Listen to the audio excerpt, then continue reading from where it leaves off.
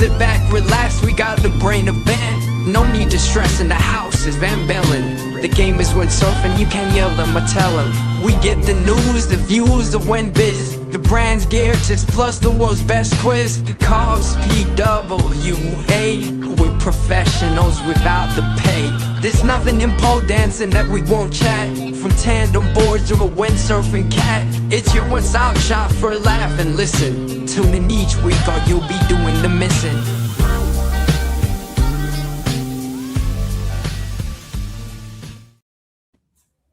Hello. Hello. Hello. Good morning. Good morning.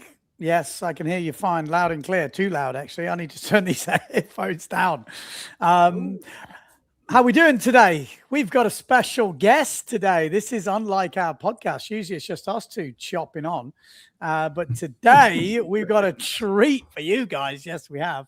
Because we have got one of the boys who've been in the business a long time. He's been around our block. He's designed some absolutely incredible innovations. We're going to be talking to him about past and present design. He lives down in Tarifa, so which is also quite interesting. Paul, do you know much about our special guest today? No, only from the interviews you do with them when you do the Deafy Wind, actually. Yeah. And I've never, look, I'm sorry to Monty, but I've never actually owned a lost sale or used it. So I'm not so actually familiar with the sales other than, just the Deafy walk around. But I'm super excited by this because we've talked about getting guests on, and for some reason it's taken us a while to get somebody. But I think Monty sounds like he knows a hell of a lot about a lot of things related to windsurfing. So I'm very keen with this podcast. Are we going to talk to him about the carrot? The carrot? Those are because we did actually put out. It's obviously we haven't actually introduced him yet because he's coming in, but obviously Monty Spindler is coming in to the show today, and we did put when we thought he was coming in last week, which didn't happen. Something on the WhatsApp group for the podcast of questions that you guys might want to ask, might want to know. So we have got those questions as well going to be coming up. There was mention of the carrot. Anyone who hasn't got a clue, anyone who's 20 years old or 30 years old maybe has never heard of the carrot. Have you heard of the carrot? Well, are you talking not the Kai Lenny carrot? No, well, it's a little bit like the carrot. I tell you what, I'm not going to talk any more about it. I think we should bring in Monty Spindler. We're going to talk to him. We're going to find out how he started. We're going to go through it all. Let's bring in Monty Spindler. I'll let Paul do it because usually we both do it at the same time and then we make him disappear. There he is, Monty Spindler. Hey, good morning, guys. Good morning, Monty. So whereabouts are you in the world? I live in Betis, which is 15 minutes west of Tarifa, on the mountain up behind the sand dune. West. Oh, okay. I was like, west. Oh, how long have you been there for? Northwest. I've been almost 30 years here. Right here in this place. Oh, wow. Okay, I didn't know that. I mean, look, obviously, I don't know. Well, we've never met before in person, so I'm kind of curious to some of the background. Obviously, you have a accent that's not from Tarifa. Maybe give us a brief background to where you're from and how you got involved in windsurfing. Yeah. Well, I'll try to keep it really short. Of course, it's a long story, but go long, man. Go long. We love detail. I was born in near Philadelphia in the States, and we moved around quite a bit when I was young. My father was a sailor. My mom was a sailor. We lived on a lake in Michigan when he was working in Detroit, my dad, and that's where when I was about 4 or 5 years old, when we got a couple of optimists. And I was sailing on the lake there behind the house. And one thing led to another. We moved into Annapolis, Maryland when I was 13 and had a house right on the Chesapeake Bay, a little beach. We had dock, we had lots of boats. And so I was raised in a sailing family, and I was super fortunate to have waterfront, and then when the laser came out, I was into that heavy. I raced the laser internationally, had some good results. In 81, I was selected by the Olympic Committee to be on the U.S. Olympic team. That was the year after the Moscow boycotted games. It was directed toward Los Angeles in 84. But I had a good season racing the Finn in 81. Really good, actually. But I gave the boat back and I said, no, thanks. I'm going to go windsurfing because the guy who taught me how to windsurf was Ken Winter, and we're from the same town, Annapolis. And so I discovered windsurfing in 76, I think is when I started, or 77. And cool. 81, the fin just seemed to be painful and slow, and I just wanted to hook in, and so I abandoned the dinghy sailing and I just went full into windsurfing. And I ended up at Neil Pride because Ken, I was making some sales at Island Windsurfing, Platt and Nancy Johnson's shop in Newport, Rhode Island.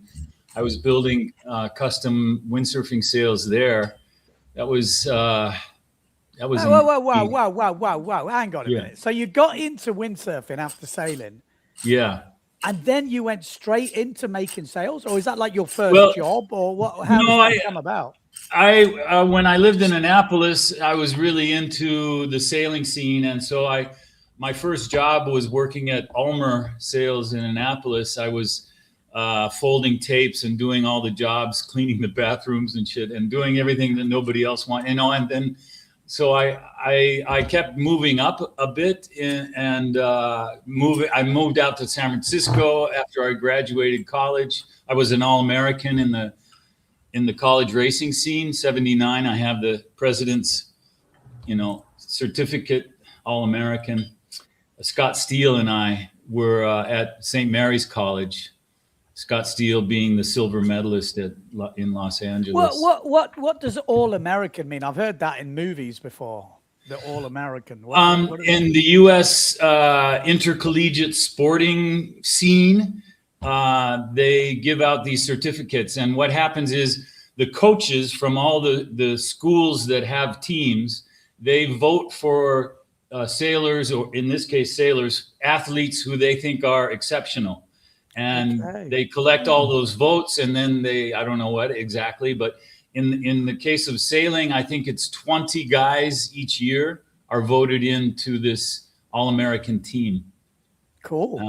So, I mean, football, basketball, you hear it all the time there. Yeah. But yeah. So Scott and I both made it to, I wanted to get that All-American certificate. I was really desperate for it, and it worked out. Yeah. Sweet. So then you got into your sailing, like designing sailing through sailing, actual sailing. Yeah. And then you were saying you moved into designing windsurfing sails. Yeah, at the time I was living in San Francisco in 1980. I was working at the Richards and Van Heckeren Sail Loft. That was after I worked. If you guys remember, there was a brand called Pacific Surf Sails in the early days. Yeah, I remember Pacific. Yeah, it was Barbara Ockel, a German lady who lived in San Francisco. And she opened her loft. I was her single employee when she opened because I had already been working in yacht lofts.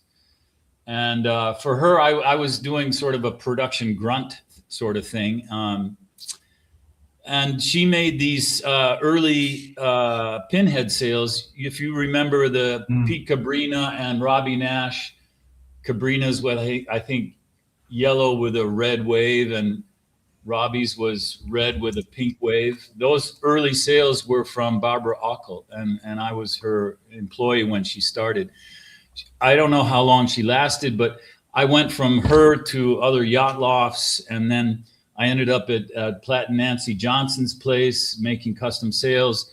Ken went to an event on the West Coast, and a guy who I made sails for from the East Coast was there. Ken tried his sails, and then Ken arranged he spoke with Neil, and Neil's business at that time was growing like hell in windsurfing. Obviously, Neil Pride for people. Yeah, he had the designer Willem Blau working, but there was more work to do, and he needed another designer. So it happened actually that Neil Pride came to Annapolis, and we met there, and he offered me a job to work for him. And initially, it looked like, well, Ken and I went to Hawaii together. This was in, I guess, early '81. And we looked for a loft, a place to open the R&D loft. What we didn't know is that he was at the same time in negotiations with Spanier and Bourne at Maui Sales. So when Ken, even then, he was so well organized and so determined. I mean, he's an incredible guy, Ken Winter. I learned a lot from him. But we finished our proposal, and then I met with Neil, and he said, you know, that's great, but we finalized our agreement with Maui Sales. They're going to be our Hawaii connection. So he invited me to work for him in Hong Kong. Okay. And what was it? Early '82, I think, is when I went to work for Neil in Hong Kong. And I spent almost 2 years living in Hong Kong, but visiting Spanier and Bourne, doing my own projects there, staying at Barry's place on the beach in Spreckelsfield, which was crazy. And then he moved me over to Lake Garda, and set me up with a loft there. And so for 2 years I was on Lake Garda designing for, my job was mainly the OEM accounts. He used Barry and Willem for the Neil Pride line, and I was kind of the production grunt doing Sailboard, Tiga, Windsurfer, all these brands, you know, and I was happy doing that. But then everything changed for Neil, and he had his crisis, and he lost the controlling interest of his own business when the market took a turn in, what was that, 85 or something like that. And so I ended up buying the loft in Lake Garda from Neil, and I was ready to go on my own. There was Alex Mode from Aeron. He and I back then were good friends, and we almost went together doing a thing together, but we didn't because Neil Pride offered to buy the whole production from Alex. So in the end, I was about to launch my own brand when I had a meeting with Udo Schutz, who's the owner at that time. He owned Fanatic. And I mean, that's a story in itself. You know that the Fanatic brand was born when Schutz is a big plastics guy, among many other things, and he was building the boards for Marker, the ski binding company. And Marker decided to get out of windsurfing, so he had all these Marker boards in his place that he wanted to liquidate. So he asked Warner Richter, his marketing guy, to find a way, and that's how Fanatic was born, actually, to move these boards that had been Marker boards out of his warehouse. And he was being supplied sales by North at that time, and North was having its own troubles. Eckhard Wagner, I negotiated with him as well. I negotiated with Gastra, with North, and with Peter Brockhaus from F2 fame. After negotiating with all of those guys, I felt like every one of those opportunities were a step sideways, where I would be designing, you know, instead of making a step forward, I wanted to somehow step forward. And so I ended up about to do my own brand. And then I have a question. Wait a sec. What were you going to call it? Were you going to call it Loft Sales back then, or did you have a different name? No. Do you remember? I didn't really have a name settled. Okay. The scenario together with Alex Mode, we were going to be POWA, Pawa.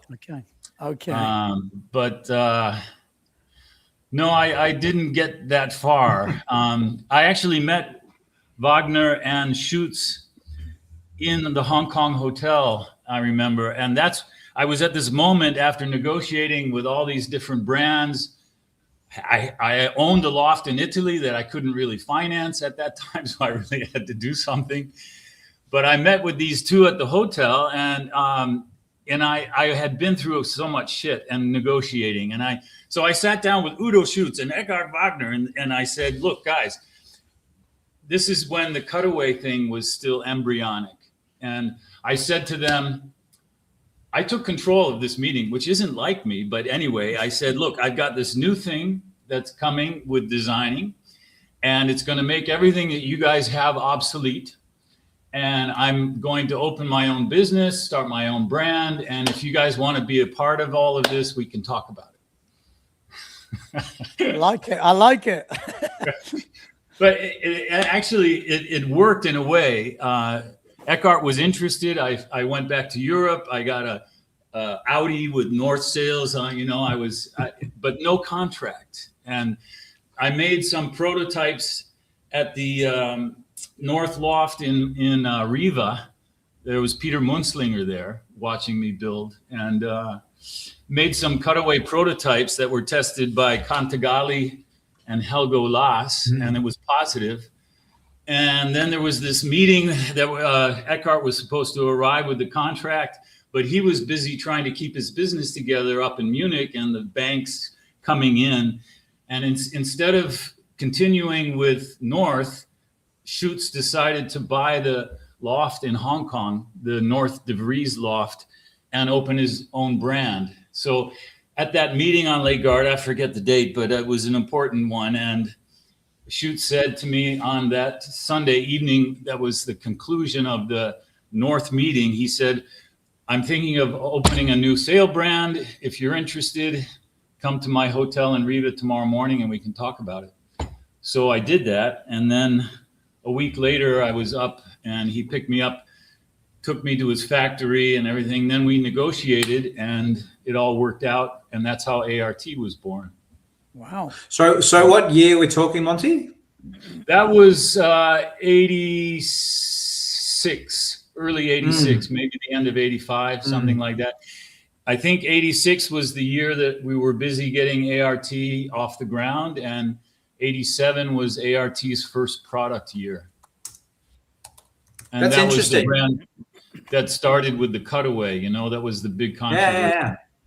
Yeah, that's interesting because Ben and I were sort of 9 years old in 1986, whatever, because we're pretty much the same age. But I do have memories of, opening up a windsurfer magazine and seeing the ART sales and that cutaway. It was a little bit before my generation, obviously, because I wasn't like a teenager or an adult, but I do have fond memories of seeing that imagery back in those days. It was, it was a time like these days when you see sail design, it all from year to year, it all looks very similar. There's a certain type of sail shape which the industry have, I guess, pretty much perfected. But back in those days, every time you opened up a magazine, it was like you're looking at a different sail each time, wasn't it? Yeah.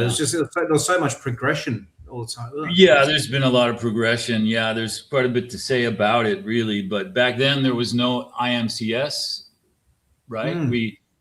The masts for windsurfers were generally these fiberglass masts coming from manufacturers who were doing fishing poles.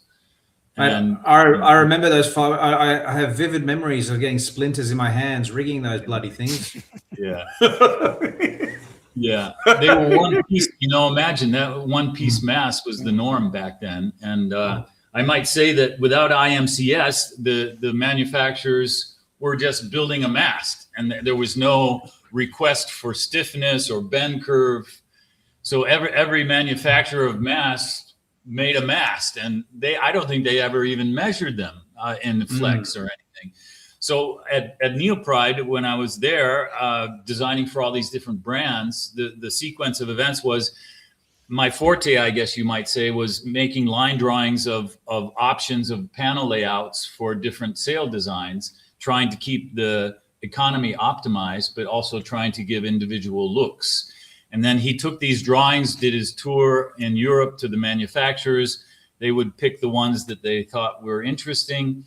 Then it was my job to rig these proto sails on these masts that would arrive, and they would look horrible normally at the beginning, and then we had to adjust to fit the flex of this mast. And so it was totally primal. I mean, compared to what we are now. Of course, we measure and we have, you know, different flex types and rigidities, and everything is controlled. But the point really back then is the masts were usually, those masts back then were really hard top, because the thickness, the wall thicknesses were incredibly big at the top. So they got really stiff up top, right?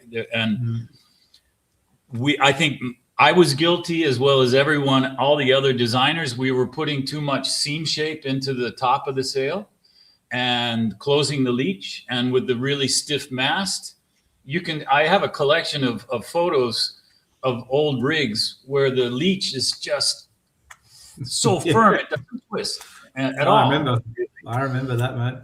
And that's where we were when I saw Ciré going through the course at Weymouth in, what year was that? 84 maybe. He had this one sail, one board, one mast and the sail was from ITV. I forget the designer's name, but the sail was quite high aspect and it had a funny batten configuration at the top. But the point was that it was laying open up top, and he was running the course consistently 2 knots faster than Haywood.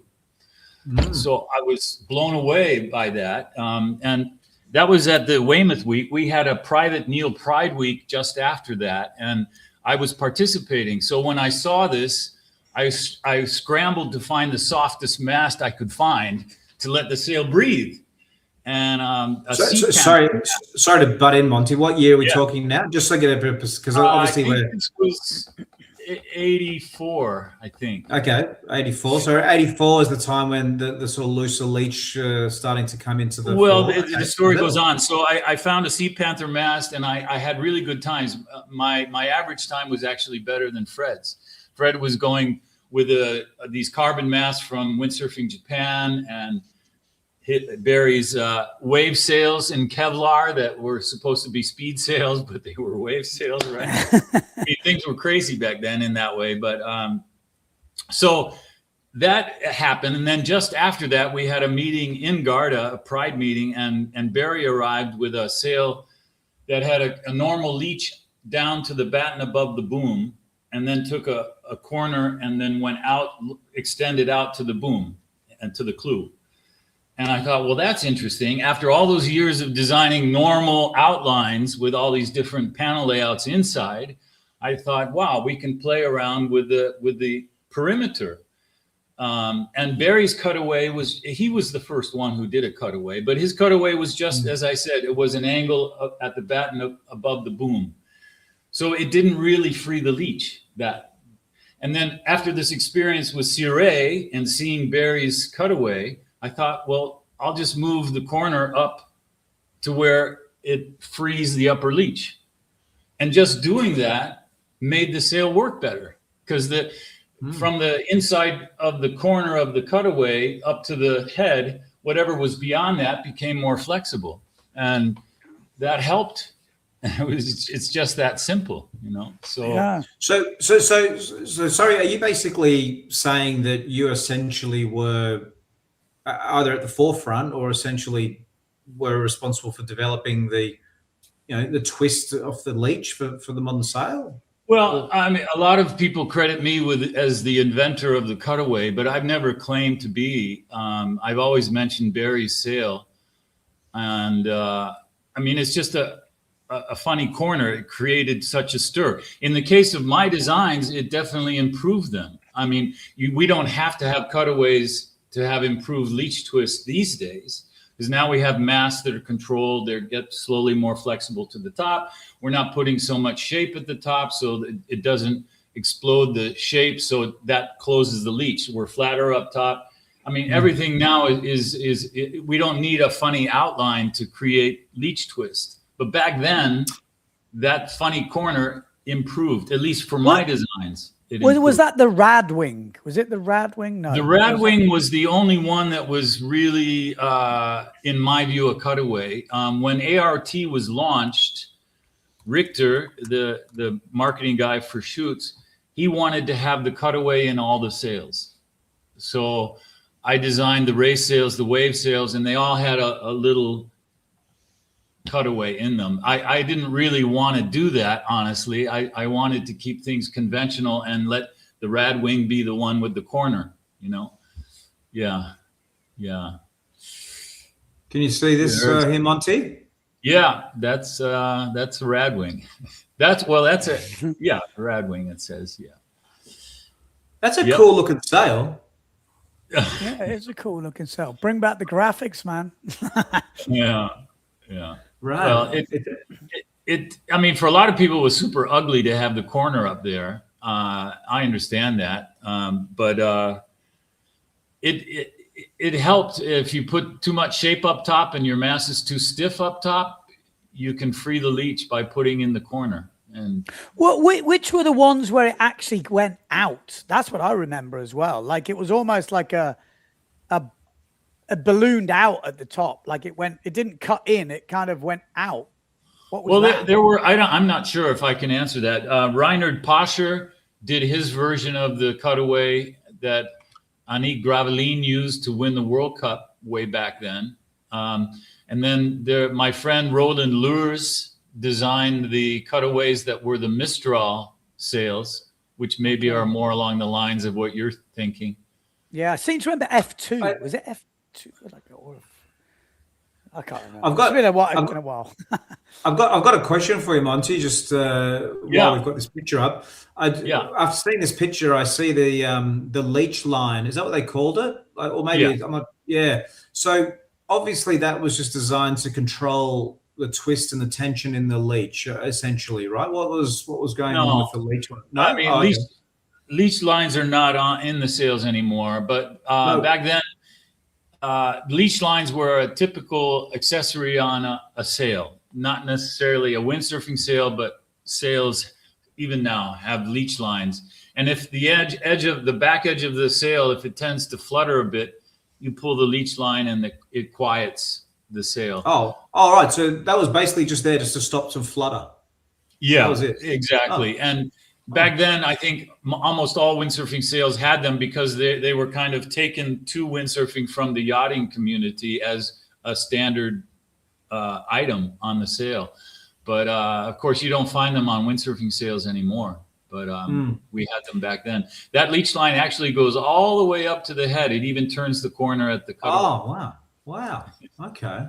It's interesting too when you see the sail because they've got a handle here in the outhaul. Because back in those days, the outhaul actually took quite a lot of tension just to outhaul it compared to a modern sail, right? Yeah, it depends on the design, really. I don't think they were really needed on the Radwing because again, the full length battens, you downhaul, the sail's drawn back away from the mast with the downhaul tension. So a well-tuned Radwing had very little outhaul tension. So, I mean, does it need it? Again, I think that's a holdover from the early days back. But not necessary. Okay. Sorry, go ahead. I was going to say, how long were you with ART? 10 years.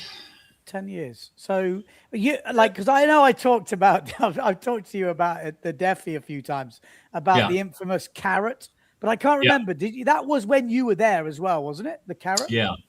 Because as a kid, there's certain things you remember. The cutaway was very early in my windsurfing. I started windsurfing in 1987. So I remember, like Paul said, looking through magazines and seeing all these weird cutting sails and all that, and you're all dreaming of what you could have, and the Neil Pride colors. I always remember that. Then the Gastra, and and then the ART. I always remember the kind of the colors of the ART, and then the racing blade, which that was the one that had the carrot with the big luff tube. Well, I think it was called the blade back then, not the racing blade. Sorry, the blade. Yeah, the blade, and that's when we started installing cams in designs. Luff pockets got bigger.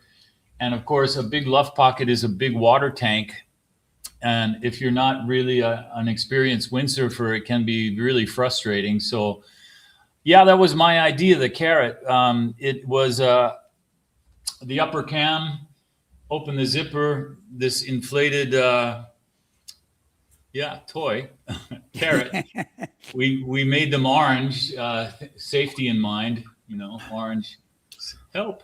But, and you just stuffed it into the luff pocket above the upper cam, and it did displace a lot of water, and it made the top of the sail much more buoyant. So it did, and it was very light. So it did have its application, and we actually had positive feedback with that. And it's probably something that still could be done. It's easy. You don't need any fasteners or anything. It just rests on the upper cam in the space behind the mast. And I think it could be coming back again. Who knows? But okay, racers don't want to deal with it. It is added weight for the racer. They're not going to, but for the people who are uphauling, it's definitely a positive thing. Yeah. Well, it's interesting because since then, obviously, we've got inflatable sails now. You've got the kites, the wings. You've also got I think North Sail have an inflatable cam or an air cam. Again, I've never actually really understood exactly how that works, but they've got some inflatable stuff going on. So I think it's quite interesting. I don't think they're still doing that, but I'm not sure. Because when they've taken their new tack with the acquiring Phantom, I think their program now we'd have to look, but I suspect. Well, we did the interview with Vincent, and I think he said they're still going down that route with the North Sails, 3DI and that type of route, but they're also doing the racing side. It's almost like they're trying to combine the two, but I guess we will see what happens in the future, I guess. Yeah. Monty, we like to wax lyrical about the old days in windsurfing, the golden age. Obviously, you've just given us a breakdown of how you got to art. Can you sort of pinpoint because you lived through that golden age of windsurfing, is there something that stands out of memory-wise from that period where that I guess is lost today, or something that's that's not obviously happening today in the windsurf world? Because there's so much information coming out of you, and it's like there must have been. I mean, that period of time was just so much going on. Everything was moving pretty fast. I mean, what was your overall sense of all that? I mean, those back then, windsurfing was it. It was the happening thing. And since those golden days, the kites have arrived. Boo. And then foiling, and now wing foiling and things. Rollerblading, mountain biking, e-bikes. I mean, if we take the clock back to mid 80s to early 90s, windsurfing was it, man. It was all over Europe. It was the thing, the kids on the Vespas with the windsurfing stickers. And I mean, it was the buzz. It was happening. It was where all the energy was. There wasn't other things around that were as exciting. So, and then of course everything has its cycle, and then these newer sports arrived, and of course, like everything, Well, was there any sense back in those days of what the future held for windsurfing? I mean, I imagine when you're in the momentum of all that, was there just this sense that this is just what it's going to be like now forever, or was there any clues during that time we thought, hold on, windsurfing's starting to going down a path where we're going to start jeopardizing ourselves or anything? Did you get any of that sort of sense back in those days, or was it just you just didn't have time to think? It was just all just happening. Yeah, more like that. Just no time to think, really. Because I was asked many times in interviews back then, what's next? What's coming in? What's the future? And what are you going to say if you had the vision? So I always would say, well, we're improving every year. Things get a little better, and that's just going to continue. And I still think that's the case.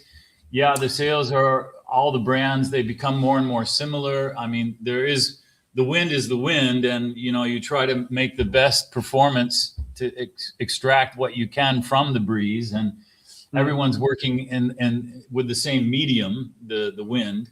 So design solutions tend to converge, I would say, and I mean, there are differences, of course, in designers, their concepts, the way they design, the programs they use, et cetera, but things just get better. And as they get better for one design and one model, we learn and we can apply that to others. So the product line we have now is definitely the best product line I've ever designed. I'm super confident with the products. And yeah, I wish windsurfing would have a revival. I mean, I think there is a bit of a revival. The kites and the wings, it seems, at least locally, it seems there's a bit of a revival in windsurfing here in Tarifa.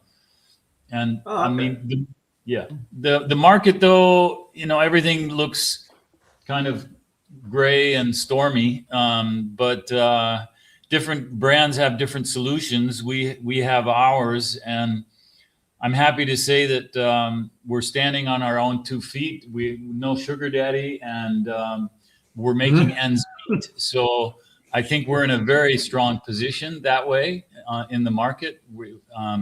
No big debts and no debts at all, actually. So I think the future for my brand is looking really good. Well, that's great.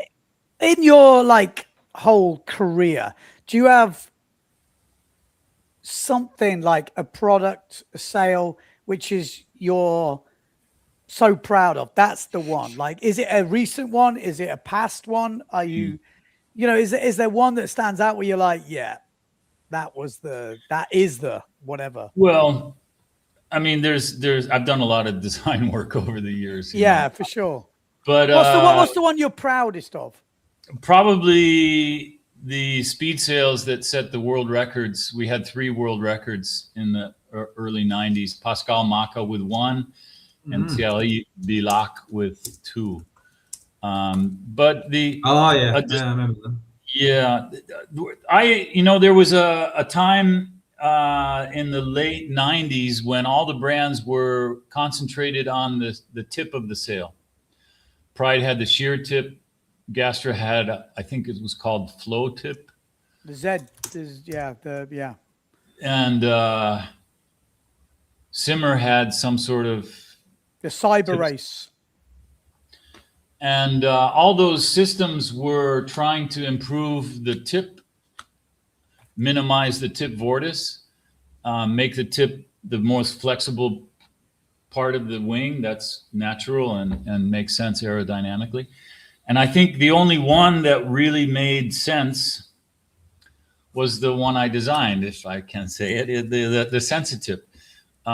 It was the lightest, no difficult parts to wear out. The sheer tip from Pride, it kept getting limp, and never a good thing. So the Sensitip was super light. You didn't have to screw with it. The only thing that was wrong with it, the only reason we discontinued it, was that back then we were using thicker materials that because the Sensitip is not parallel to the first batten, there was always this kind of folding that occurred when you put it into the sail bag. And when you pull it out, the sail wasn't lying nicely flat and open. It would remember the rolling in the sail bag. So it wasn't quite like it should be. And that was the only reason we discontinued it. It didn't like being in the sail bag. But functionally, it was perfect, really perfect. Light, functional, flexible, don't have to screw with it. You can take it out if you want to.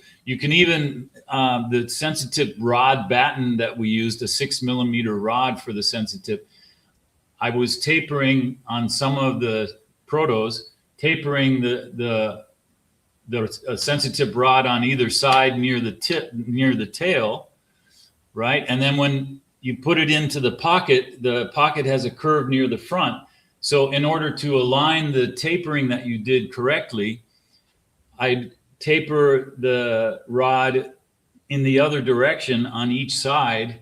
So when you put it in, it would settle in to the softness at the curve in the front. and that would align the taper in the back. Okay. It was really and I'm thinking about maybe reviving it, because now we have these 2 mil materials that are accepting folding, and so the problem that we had with the Sensitip in the past, we have no longer. So there's an option to maybe bring that back, but that's because okay, the secret's out, because there was also when I first started doing commentary on the World Cup, loft sails, not saying came out of nowhere, but they had a really strong period. Literally, it was when I first started commenting in Vietnam. I think you had Ludo Yossin, you had Anton Kestel, Ben van der Steen, or it was that sort of era. There was a really strong loft racing scene for that kind of. I can't remember how many years it was, but it was a super strong one. But now, 2000, that sounds about right. But now you don't have any PWA riders, and I've talked to you about it before. I'm like, come on, Monty, have a word with the boys, because it would be great to see a loft racing team. Is that just a financial thing at the moment, because the racing scene isn't exactly thriving? Because I think from my point of view, I'm obviously the commentator, but I think some of the racing we're seeing right now is some of the most exciting racing I have ever seen. Honestly, the way the drones can cover it, but obviously the numbers worldwide aren't huge. It breaks my heart we have no team, honestly. I come from the competition side of things, and I in 2012 it was very clear: you design a sail that is super competitive, and the doors fly open commercially. But things, that isn't really the way it is now, unfortunately. But the thing is, the promotion of the brand is, I have a formal contract with Keep Trading, and the promotion of the brand is their responsibility, and the team falls under brand promotion. So I have, of course, a voice, but the reason why we're not in debt and looking good financially is partly because we're not financing all kinds of riders. And it is true the race scene doesn't seem to be as important in general as it used to be. So I look forward to having a team. We are working on it. There are negotiations with various riders going on for next season. I can't go into any details. I'm looking forward to being part of that and pushing. And I have to say, the main thing is that I have super confidence in our designs. I think the unfortunate side is we have no presence really on the PWA race course. And without being present, people think that our R&D stopped and we're not competitive anymore. I assure you that R&D goes on, and we are very competitive. Interesting. We just don't have team riders. You just said something that just sparked a thought bubble. But if investing in a team is not financially, the best use of resources at the moment, what, from a brand promotion, what area of windsurfing would you think is the best thing to invest in? Like what? Well, Keep Trading has a different sort of philosophy, my commercial partners, and the philosophy is led to us acquiring Mario Kumpel. You guys acquiring him? The shop, or? Well, Wind Lounge is now also selling loft sails, but Mario is a sponsored loft sails rider, and he's a very popular blogger and video maker. And I'm pleased to say he came down in January and had his first experiences with our stuff. I'm in communication with him a lot, every week at least, and he's stoked. He's very happy to be with us, and he's honestly very happy to have made the change, not only but for the performance side of things. it's we're in a very strong position with our designs performance-wise, but unfortunately we don't have the riders yet. But I think that will be coming. But interestingly, oh, sorry. No, I was just going to go on that same theme because I just put a video on Windsurfing TV on the website, which Exocet launched their race board. Well, their new version of the race board, which I think it's been the same for a few years. But the video has gone crazy. It's like 1 or 2 days in, it's 20-odd thousand, and it's about a 380 long race board. I know you guys have still got the race board sale. And it's obviously a very niche market, but there's probably you guys and Demon Sales. Are they still called Demon Sales? You know, you two are the strong players in that market. So you've obviously got team riders in that area. Definitely. We've been talking about a lack of team riders. Our race board team is enormous. Puro Manchon, Joao Rodriguez, and Patrick Pollock, and Lewis Morris. We've got a very, very strong race board team. The race board team thing is something I've put under my wing. I do it independently from Keep Trading. It's been very, very successful. Getting the feedback from these world and European champions helps. So we've been keeping that ball rolling, definitely. We're very strong in race board, really strong. Are the numbers good in race board? Is it enough to keep us super motivated? And like our new designs for race board for 27, we used to have 3 9.5 models: a light wind, a medium wind, and a strong wind. I mean, that's how specialized it is. Wow. But when you register for a race board event, you're legal to register 2 rigs. So when we had 3 designs, you know, you could get caught out. So we've now for 27, we've got a light wind design and an all-round design, just 2, just to make that super simple.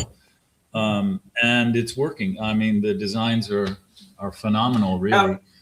Do you get other brands trying to compete with you in that market, or are they just not that interested in race? So far, well, Demon a bit. They're very specialized for light wind. They have a really tubular design. It has its place in super light winds. It is tunable like our sail, but it's designed with so much shape that it's really difficult to flatten the Demon for the upper end. If I can speak very openly and frankly about it, that's what I understand. I mean, this is a bit of a speculation when I say that, because I haven't tried a Demon myself, and I don't want to degrade anyone's design work. But if you look at the results on the water and the wind strengths and so on, Demon definitely are strong on the extreme low end. I mean, even when I was racing, Demons were going pretty strong then in the light wind stuff, you know, with quite sort of narrow high aspect sails with quite a lot of shape. I mean, they always did really good when we went to the Raceboard Worlds, you know, because it was kind of back then it wasn't as well known internationally, and then it started to take shape. But I looked on the start line the other day, and it's basically Loft and Demons. That seems to be the 2 sails. Apparently the Demon guys were UK based and they moved to France because of the Brexit thing, I think. But I'm not sure. I'm not sure. Just getting back into, sorry, just taking a step back here, but you mentioned Mario. And by the way, I've spoken to Mario once or twice 6-12 months ago. He's a super nice guy. So I think he's a fantastic partner for you. He's awesome. But, you know, I asked the question about, you know, sponsoring pros or whatever, and you find that that's a tough sort of financial position. So basically, are you saying that where you do see value is investing in a social media influencer, if you like, in Mario? Is that what you're basically saying? You'd rather invest in that way, or that's where my commercial partners prefer to invest. If it was up to me, we'd have some presence on the PWA scene, but I think that'll come though. Things have turned around. Our numbers are up, and I'm confident in our designs and our place in the market. I do deeply regret not having more presence in the race course, but don't let that. No one should think that we're out of the game, R&D wise or performance wise. And I have to say too that without having the team it's been really no team for a couple of seasons. We've got a reserve financially. So whoever that lucky person is, yeah, we're in a position to afford a very strong rider for next year. Yeah. Oh yeah. Any names that you would like to see on? I would love to throw out a couple of names, but I won't do that. But we are. Keep Trading is in conversation with some riders. They're looking more toward the young guys than the older established guys. So it's coming. Who's been your favorite riders over the years, or any riders you've worked with which you've enjoyed working with? I really enjoyed working with Torkild Christensen. That was really good. Working with Pascal was good. Also with Thierry Bilac, I like that. And working with Cesare Cantagalli was good for the wave sails. Speed-wise, I've worked with quite a few different riders. A lot of riders have been difficult to work with. But God, who's the most difficult? If you can, I won't go there because some of them actually know they're difficult to work with. That's why I was kind of saying it. Obviously you don't want to say the guys that don't think they're difficult, but some guys kind of know they're difficult or no. It's all right, Monty. It's just us three, mate. It's just us three. Yeah. No, I really like working with Joao Rodriguez, who's won the world so many times. He's incredible on the race board. He's just a machine. Unbelievable. He was from my era of Olympic racing, and he was an absolute machine, that fella. Yeah. He lives in Madeira, and he's not racing this year's Worlds, which happened next month. But he's going to get back into race board the following year. So, but working with Kuro is really good, and Patrick Pollock. I mean, the race board, we have a lot of synergy with the race board team. I used to. That was all of those guys were from my era of racing. Pretty funny. I actually went to see Joao in Madeira once.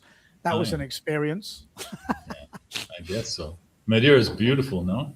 Yeah. It's crazy though, but just if you've ever been to Madeira, a little bit off topic, but don't get in the bus over there. My God, it's the most scariest thing I have ever been in.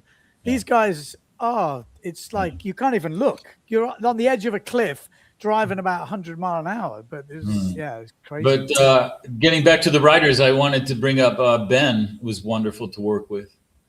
Ben Van Steen. Yeah, really enjoyed working with him. Very positive guy, easy guy to work with. Productive. Yeah. What about your wave sailing stuff? Have you I mean, I'm just trying to think who you've been working with in wave sailing wise, more recent format. I'm just trying to think. The wave sails, I might say that in the mag tests, we're doing really well with the wave stuff. We're even though you don't see our stuff so much in Hawaiian action, et cetera, the only real yardstick we have for design quality for the wave sails is the mag tests, and we're very strong. So I'm happy with it. What to say? The designs are there and they're strong, but we don't have any high image riders at the moment. That's because of the same reasons, I outlined earlier. So. Yeah. Interesting. I mean, you're in a good place as well. It's quite interesting you say Mario, because obviously I follow his videos and stuff, and it's really interesting him coming down to the loft and just I love that type of it's a bit like a Mr. Paul Van Bellen video, or when I go cruising around, I make those videos because I enjoy watching them myself. So when Mario came to the loft and he showed me driving up the hill to your place, it's really interesting for me because, you know, we don't know that. We hear you live in Tarifa and that's all you hear. You don't actually see. And then when he sort of drove to your place on that video, I was like, wow, what a place that is. Epic. Yeah, I'm lucky. I've got a nice home here with my loft on this property, and it's just a few steps from the home. And I love it. I'm still building custom race board sales. There was about a 10-year period where I gave up building. I was making the protos for my brand when I opened my brand in 1999. I was building the prototypes and building the patterns and sending the patterns over to Hong Kong. And then all of that changed in 2009, 2010 is when I started working with the program, and I stopped prototyping, and China was then doing the prototyping. And then, well, I guess 2023 or so, I decided to make some custom race board sales. And now I've got a long list of clients, and I should be in the loft now making a sale for a client who's going to the Worlds next month. Try to get it finished in time, because it's What does a custom race board sale cost? Well, I should be charging more, honestly, but my normal price is 1,400 euros, and then have to add tax to that. So that's for a 9.5. 9.5, yeah. Of course, the same design is available in series from a Keep Trading. Yeah. And the difference is my custom sales tend to be around 400 grams lighter. And also I enjoy working on the computer designing, but I don't have a plotter in my loft. I don't have a computer table. Okay. So I take the numbers from the designs that are made in China, and I go over to my loft, and on my table, I get my sticks out, I lay the cloth down, and I build the custom sales the old school way with the sticks and so on. And I'm not using a plotter. So when you build a sale in the old school way without a plotter, it's never going to be identical to what they make in China. Because you see, there's a big difference. When I do a layout the old school way, you have to necessarily build the curves into the horizontals and realize the body panels before you can then apply the vertical shape that goes between the body and the mast panel. You have to follow those steps building the old way. When you design with the computer, it's independent. The vertical shape is independent of the horizontal, and you design what you want. But in the old school way, you can't realize the vertical shape until you've done the horizontals. And the horizontals will affect how the vertical goes. It's a complicated thing to explain, but the custom sales generally are, it seems, the reputation the custom sales have, and I built probably over 20 of them over the last year and a half, something like that. They have the reputation of being somehow a little more harmonic, a little more clean. I mean, you can see that in Facebook. I have on my page, I put photos in of the custom sales. And some people are saying, wow, it looks like AI generated stuff, you know. But yeah, I saw that picture you sent me the other day. Look, it looks super clean. Yeah.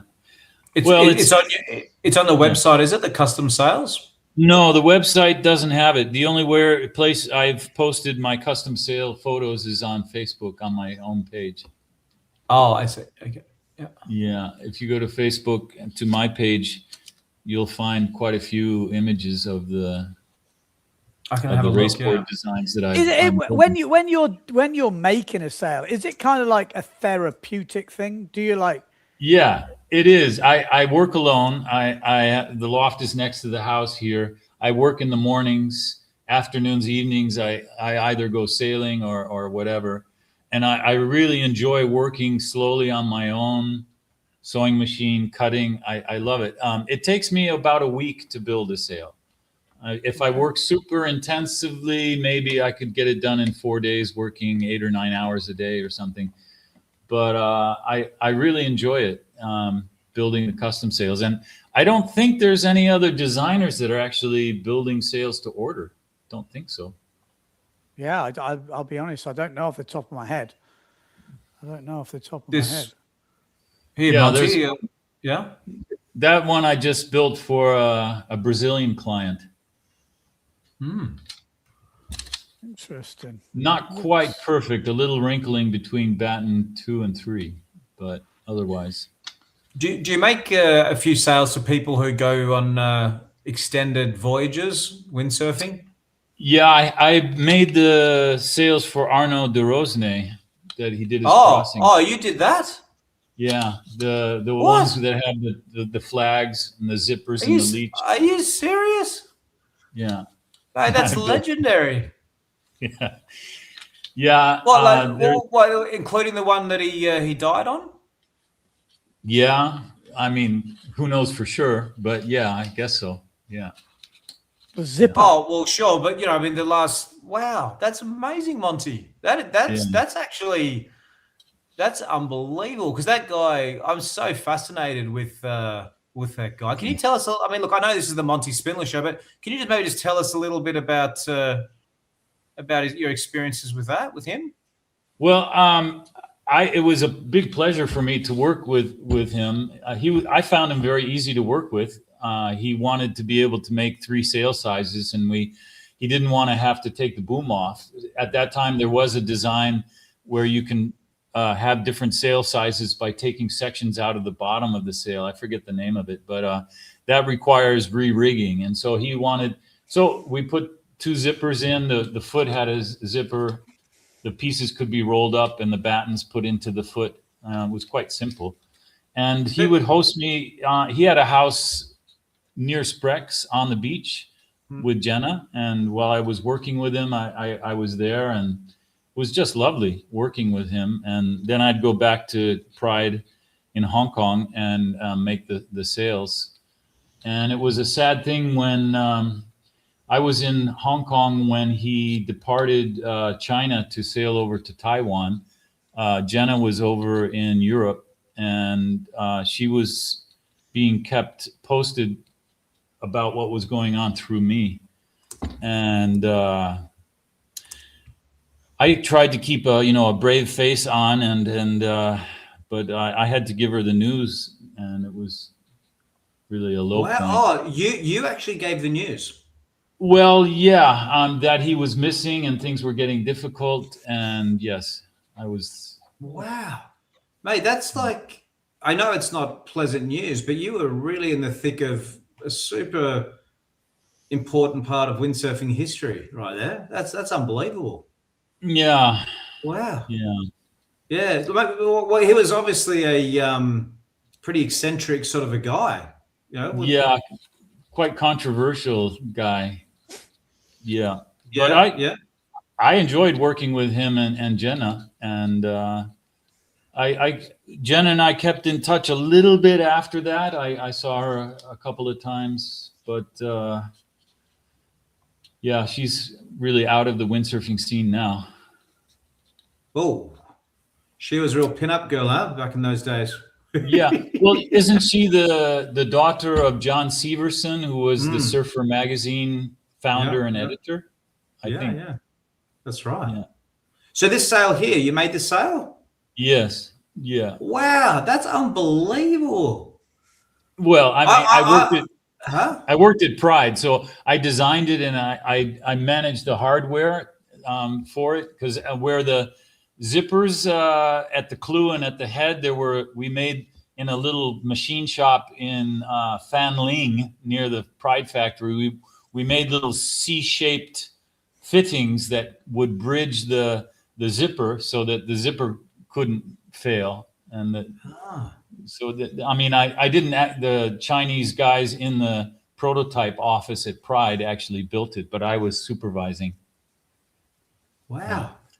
Yeah, no, that's unbelievable. Anyway, look, I could probably make a whole podcast just on that. So I don't want to spend the whole time. Well, it was so long ago, you know. Yeah, I know, but I'm just fascinated because it was before my time, and I just I see a few photos from back in the day, and some of the crazy adventures he went on. Like I think he sort of epitomized for me what windsurfing was about back in those days, and it was just about some new discovery adventurism, like essentially, wasn't it? He sort of epitomized that, which there's still people doing it, but he was pretty gnarly back in those days. I mean, I can't imagine crossing, like, I think I can probably speak on behalf of most windsurfers listening to this, but you take off from the beach, and have you ever, I'm sure you've done it, where you sail out to sea, and in your back of your mind, you sort of think, well, how far am I willing to go before I decide to turn around?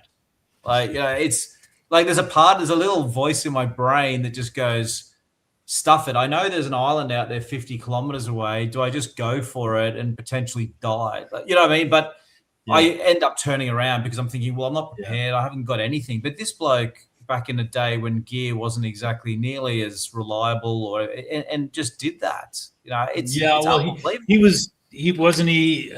whole theme was to bridge the straits and connect continents and bring people together, kind of thing. And I think he inspired also Louis Hubbard. No, probably Louis Hubbard. Well, I actually spoke to Louis Hubbard at the Deafy Wind. He is another one on our list. So you're the start of this list actually happening. So I do have to get in contact with Louis because I don't have it at hand, but I read I got a copy of his book at the Deafy.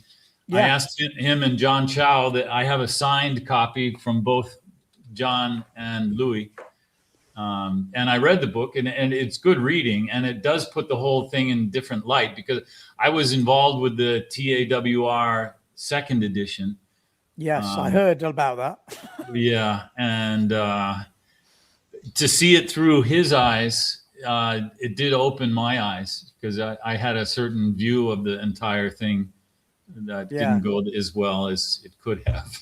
Yeah, no, I got a lift from the airport by one of the guys who was on the second mission.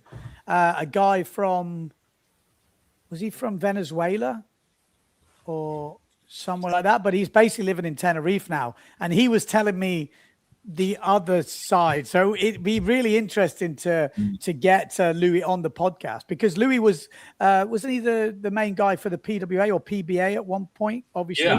Yeah. And then obviously did the transatlantic race, which that crazy one where, Tahiti House jumping off the boat and the massive squeeze and the boats hanging around. I always remember these videos. And then the second one, they actually left from here in Sagres, didn't they? That was the plan. Because well, you can tell us, because it's like I said, we're going to get Louis on, but from it'd be good to hear from you on that. Well, I'll try to keep it super short.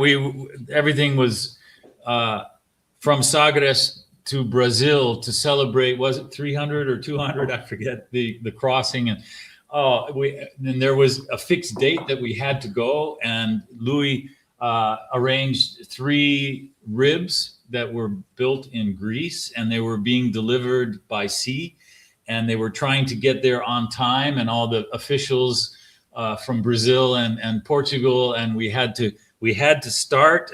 Everything was delayed. The ribs didn't make it. One of them got hung up on the rocks at the entrance to Puerto Sherry, and so they provisionally got a couple of boats. They wanted to get 3 because there were 3 teams, but they could only find 2.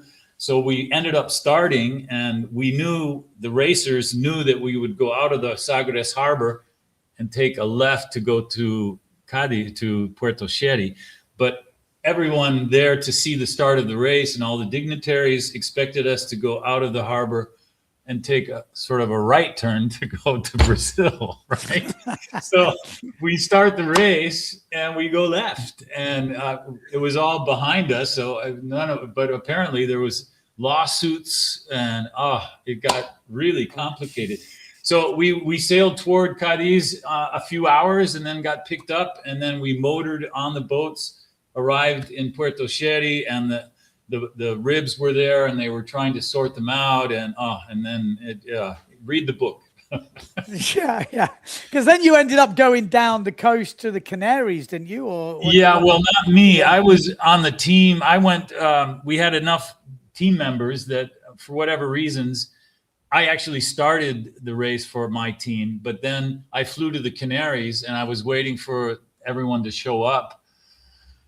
The boats, the racers, and everything, and they worked their way down the coast, which was a project in itself because the weather was bad, and they weren't really racing much. They were trying to find their way down. There was even moments when the racers were in taxis going down the coast, and then they decided to make the jump from the Moroccan coast over to the Canaries, and there was a storm, and it happens that I made a big rig bag for our team that got strapped onto the front of our rib.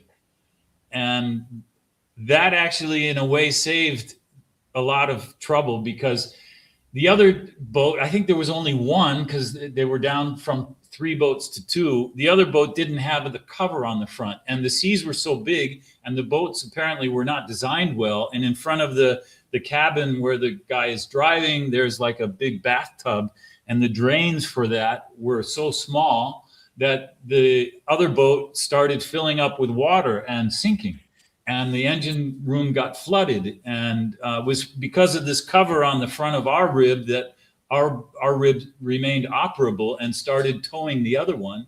And then it got so bad, and the condition so bad, that the authorities were notified, and they sent a big cutter out to rescue, and yeah. Big mess. So the race never went further than that. That was the end. Yeah. So the guy I was speaking to, he came to do that race, and now he's living in the Canaries. He never left, apparently. Oh, I think that was so it's like, I think he's got all family there and everything. So he was like, it was really bad, and he was upset. But in the end, he was like, well, maybe it was meant to be. Quite interesting. Maybe just to complete the historical picture, if you don't mind, and maybe I missed something along the way, but we sort of got to the part where you're at ART, or ART. Maybe you could just briefly talk about the transition from that to Loft. What happened to ART? Why did that end? And then how did you get into Loft? Well, the ART went great guns. In 91, 92, there was over 60,000 ART sales sold worldwide. And then the market turned. And my assistant, Robert Stroy, when I was working for ART, we had the loft on Lake Garda. Robert Stroy came in and said, look, I'm looking for work. If I go back to Croatia, they're going to give me a gun. I have to go to war. Can I work? So, of course, we brought him in. And I really enjoyed working with Robert, and I was super open with him. And I thought I would improve the ART brand strength by giving Robert some of the design work, because he was evolving as a designer. So I voluntarily just gave him some of the projects and the income that went with it. And I didn't realize I was digging my own grave. In 96, I got the notice that they were kicking me out, and Robert would take over. So, and so from 96 till 98, I did an apartment project in Tarifa, rebuilding a place in the old town from one huge place into 3 apartments. Spent 2 years doing that. And then Fernando Martinez, a race boarder, used to be a race boarder, now he's foiling. He asked me to build him some sails for the Worlds in France in, I think it was 99. And he went up and won it. So when I got through the apartment project, that's when I thought, okay, what do I do? Do I do more rehab apartment stuff, which I liked at that time? I decided to open my brand in 99, and I rented a place in Casa de Poro, a little place that had been a dining room for a hotel, and opened a loft. And I went over to Maui and presented my sales at a magazine called American Windsurfer. I didn't have any sugar daddy or commercial assistance, but I knew John Chow, and he had his magazine. And so I went with some wave sails and some slalom sails. They had a weird test where they had like 15 normal windsurfers who would try out all the gear and give the report. And I had 2 sails in the top 2 positions in that test. And that's where I met Randy Johnson from the house. And I met, not at that event, but Richard Harshaw in Ireland had a shop. And so, and Tom Lloyd, I met at the event in Maui at the American Windsurfer Test. He had 3 shops in San Francisco. So all of a sudden I had commercial connections. They wanted to get on board this train. And at that time it was called the Loft, not Loft Sales. And so that's how it started. And the sales went directly from China to those distributors. And I had a simple financial formula. I don't have a commercial background. I'm definitely a designer and not a commercial guy. But the simple formula worked back then. And the brand grew very nicely. And I was doing it all myself until 2010. Then I had a series of personal and business setbacks that I won't go into too much. But the result was that I couldn't continue doing it all on my own. I was forced to take on a commercial partner. And that ended up being the guy who had been distributing my brand in France. And he became the international distributor for the brand, international commercial agent. And the thing is, he only worried about his market, and he didn't worry about the brand outside of France. And that wasn't what I wanted. And so extricating myself and my brand from him was a painful, expensive experience. So I had more setbacks in 2015. But I got through them, and that's when I signed up to work with Job Verbond to keep trading. And Job, he has this different philosophy about riders that we talked about, but otherwise he's an ideal partner commercially. So I'm really happy to be with him. I just wish he would be more appreciative of having some presence on the race course. But you know, our R&D to develop the product goes on. And as I say, I've never had such strong designs. Forgive me for harping on that, but I really feel like I'm fighting this has-been image, and we're there with the product. So anyway. And you're a racer, aren't you? You still race today in boats and stuff like that. And I think I come from a racing background. And I think if I was a sail designer, you want it to get proven on the race course. It's like what you grow up doing. Yeah. And like you say, when you look back at the designs that you're most proud of, they've got results backing them up. You know what I mean? So you know, it's like that stamp of approval. You know it's good, but until someone does it, it's like, well, I told you. Yeah, I told you. Yeah, interesting. Yeah, well, that's exactly that. One of the reasons why it's not Spindler sales, because I want to be able to go Loft Sales, go Loft Sales, and if I use my own last name, I can't do that. Go Spindler, I can't do that. I don't know. It's so funny you say that, because I've looked at brands and I've talked about this before, but imagine naming yourself Neil Pride. I mean, literally, it seems so different now, because when I think of Neil Pride, I don't think of a guy called Neil Pride. I think of Neil Pride, the sail brand, but it's someone's name. You know, it's like Patrick. It's like there's some quite interesting brands where it's just the total name of someone. And I couldn't imagine naming like Ben. Oh, you've got some new sales, Ben. What are you going to call it? I'm going to call him Ben Profit. It's like, it's just it's so strange when I think about it. I think I would never be able to do that, but I guess exactly. I'm in that camp. Yeah, so funny, so funny. Yeah. But again, once it's sort of been there for a while, you don't seem to think of it as a name, or I don't anyway. I don't think of Neil Pride as a name. I think of it as a brand. So it is kind of strange, even though it's quite a normal name, Neil. You know. I'm just having a look at some of the comments here, Monty. There's one here from Wakol. Please ask Monty working with Tiga, one of my favorite old brands. Yeah. Well, yeah, Tiga, I designed for Tiga back when I was at Pride, and Oog de Turkheim was the board designer for Tiga back then. And I did have some relations with Oog on the product development side. But otherwise, I can't bring up any names. It was mainly back then, as I said, receiving a mast and trying to get the luff curve right to fit the mast that arrived. And that was kind of the R&D format way back then. It wasn't much more than that. Yeah, okay. It was a legendary brand, Tiga. It had a good brand image. I remember it was always, it was a cool brand. It was a shame when that eventually sort of ended. But fun memories of that. Those boards are pretty much indestructible, weren't they? Those plastic boards. Big carbon footprint there. No. Yeah. There's one Alonso says, did you ever think about making your own boards?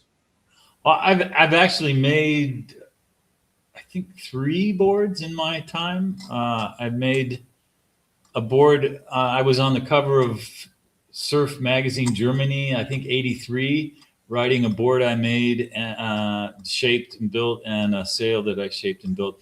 I made 2 boards when I lived in Hong Kong working for Neil Pride. And at Francis Wu's place. He went on to be, I think he's the guy, what's the name of the boat builder in China? Anyway, and then I did also make a speedboard with a shaper in Ireland, I remember. You're thinking of Jin Lee, not Jin Lee. Is it Jin Lee? Yeah, Jin Lee, thank you. Yeah. The guy who started Jin Lee is the guy in his backyard is where I made the 2 boards in Hong Kong. Okay. Can you believe? Yeah. But no, board shaping, I much prefer sail making. Board shaping is noisy and it's, and there's the dust, and sail making is another thing. You know, I put the music on, it's quiet, and I can, sail making is way better than board making, way better. Yeah, it's a dusty old affair, isn't it, board making? Yeah. Correct me if I'm wrong, but so from my memories of watching Ben at the Deaf You In, you have your loft sails, but you seem to be teaming up. Is it with Exocet, or am I getting that completely wrong? Yeah, these guys have a bit of Keep Trading has had their Unifiber brand, and they took loft sails. They actually had for a while their own brand was called Attitude, that was supposed to back up the Unifiber mast line but all of that, the Attitude doesn't exist anymore. But Job always wanted to be complete with his palette of products, so he's been interested to acquire a board brand for years, and then he's always had good relations with Patrice. And then for various reasons, Exocet went under the Keep Trading umbrella. What was it, about 2 years ago or more? And so now Keep Trading has everything they need to offer schools or shops, and all of these different products. Of course, the commercial guys like to develop economic programs where you can get discounts if and all of this, and they can get everything under one roof. So now Keep Trading is quite complete with its product palette, and so they're more competitive now. And I hope that'll allow us to get into the schools and so on. That's where a lot of brands have their bread and butter, and I think we're finally in a position to compete with all of that. As of a year ago or so. Yeah, that's cool. And it's good working with Patrice, if I might say. He's extremely knowledgeable, has a hell of a background, and I enjoy working with Patrice. He and his son Cedric are essentially the the source of R&D for the race designs at the moment. Yeah. Right. He's on it. Patrice is definitely on it. Yeah. Wave world champion. Yeah, and a winner of the Defi. Exactly. He's fast. He's got the skills. He's a big fella, but he's definitely proved it in the past. Yeah. Nick has asked the question, can Monty talk about aspect ratio and also about modern materials like 3DI? Yeah. Well, aspect ratio, that's luff length relative to boom length. And what to say about it? I guess to keep it simple, to just contrast, like foil designs tend to be higher aspect ratio than slalom. And why is that? Is there any clear reason? I have a theory. I could be proven wrong, but when the slalom board is making contact with the water, where the foil doesn't, I think that the long boom provides a certain lift to help get the board up and ride the fin. And if you keep that lower aspect ratio of the foil designs and of the slalom designs and you put it on a foil board, there's too much lift, and the foil likes to have more downforce. So the shorter boom and the longer luff gives just by that simple formula, shorter, longer, the leach becomes more flexible, and that gives more downforce for the foil. That's my perception. I don't say I have all the answers, but until I'm proven wrong, that's how that's what I would say about aspect ratio. I mean, some riders maybe like shorter boom than others. You know, there's a lot of controversy with that. It depends on your trim, probably depends on your mast to a certain extent, because, you know, don't tell everybody, but probably all masts are almost all masts are different in how they flex. That's another subject. Shouldn't go there. I was going to say, you're opening a can of worms there, but it is an interesting topic. Yeah. And then 3DI. Yeah, what to say about that? First, let me just say that Loft Sales doesn't have that technology, so keep that in mind when you hear my comments. But I think that personally, I feel like 3DI is a little bit more applicable to yachting and larger sailcraft with the orientation of the fibers and so on. In my view, I feel as a designer that I don't need that technology. Because I don't think the size and the loads that we're dealing with require that. If windsurfing sails required that technology, then everyone would have that technology now. But you can see the new Phantom Norths that are very, very competitive. Those are panel sails. They're not 3DI, right? They're conventional sailcloth. And so there's a big argument to say that we don't really need that technology in windsurfing. Maybe you could get a lighter sail, and lightness is always good, but the downside is the cost. And I really like trying to keep things affordable. I might interject that our race board designs, we're using the 2 mil quad axial material for the body panels. We have been, and we found, I've made some samples, made some custom sails with a much more stretch resistant material. And I think that's applicable for sails that are designed for medium and strong winds. But funny enough, in the light winds, in the 5 knot sort of winds, the relatively inexpensive 2 mil quad axial material that has some elasticity to it is actually breathing in the light wind and working better than more stretch resistant materials. So that is an example of where a less expensive material is actually outperforming something that is more expensive, you know. And this thing about breathing is what I always get to, because I was on the Pride team when Peter Bridgman had his rigid wings, and he was trying to go fast in Weymouth with these things that are, you know, rigid. And then there was, what's his name? I forget. There was North had a semi-rigid thing, and There were other attempts at making, and everything that has been rigid in windsurfing speed sailing has been slow. And what's fast are rigs that can breathe. And this is a really simple, basic thing that I've learned over and over again, that you need to have this imitation of nature to have a performing rig. And it needs to actually have this elasticity and movement and breathing action. And that expands wind. What about the rigs in like a sail GP type sailing? You know, they just have these rigid wings. Yeah. Is that applicable to, say, speed sailing or something? Or could be, but keep in mind that those things compared to what the rigid wings in windsurfing that had no articulations anywhere, the sail GP sails have these panels and they're able to change the camber and open, and they can adjust. Okay. Maybe something like that for windsurfing, for speed sailing could end up being quick, but it's complicated. Yeah. There was a double skin sail built by Ronnie Cowlin, who was one of the two testers that I worked with for so many years at ART. He took the time to actually build a double skin sail. I have in my archives the photos of it.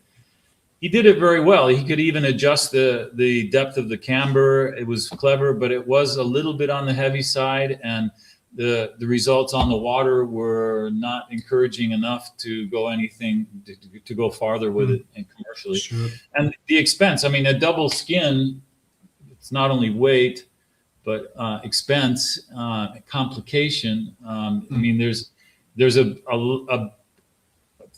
you can, you know, keeping it simple is what we need to do to bring people in the sport. And when we get more complication and more expense, I think we're working against opening the doors to a bigger public for windsurfing. So, which also ties into this next question. Nick saying, would you like to join the Speed Quest in Lüderitz? Do you have any interest in that? Oh man, yeah. I'm you know, I just turned 70 a couple weeks ago. Congratulations, man.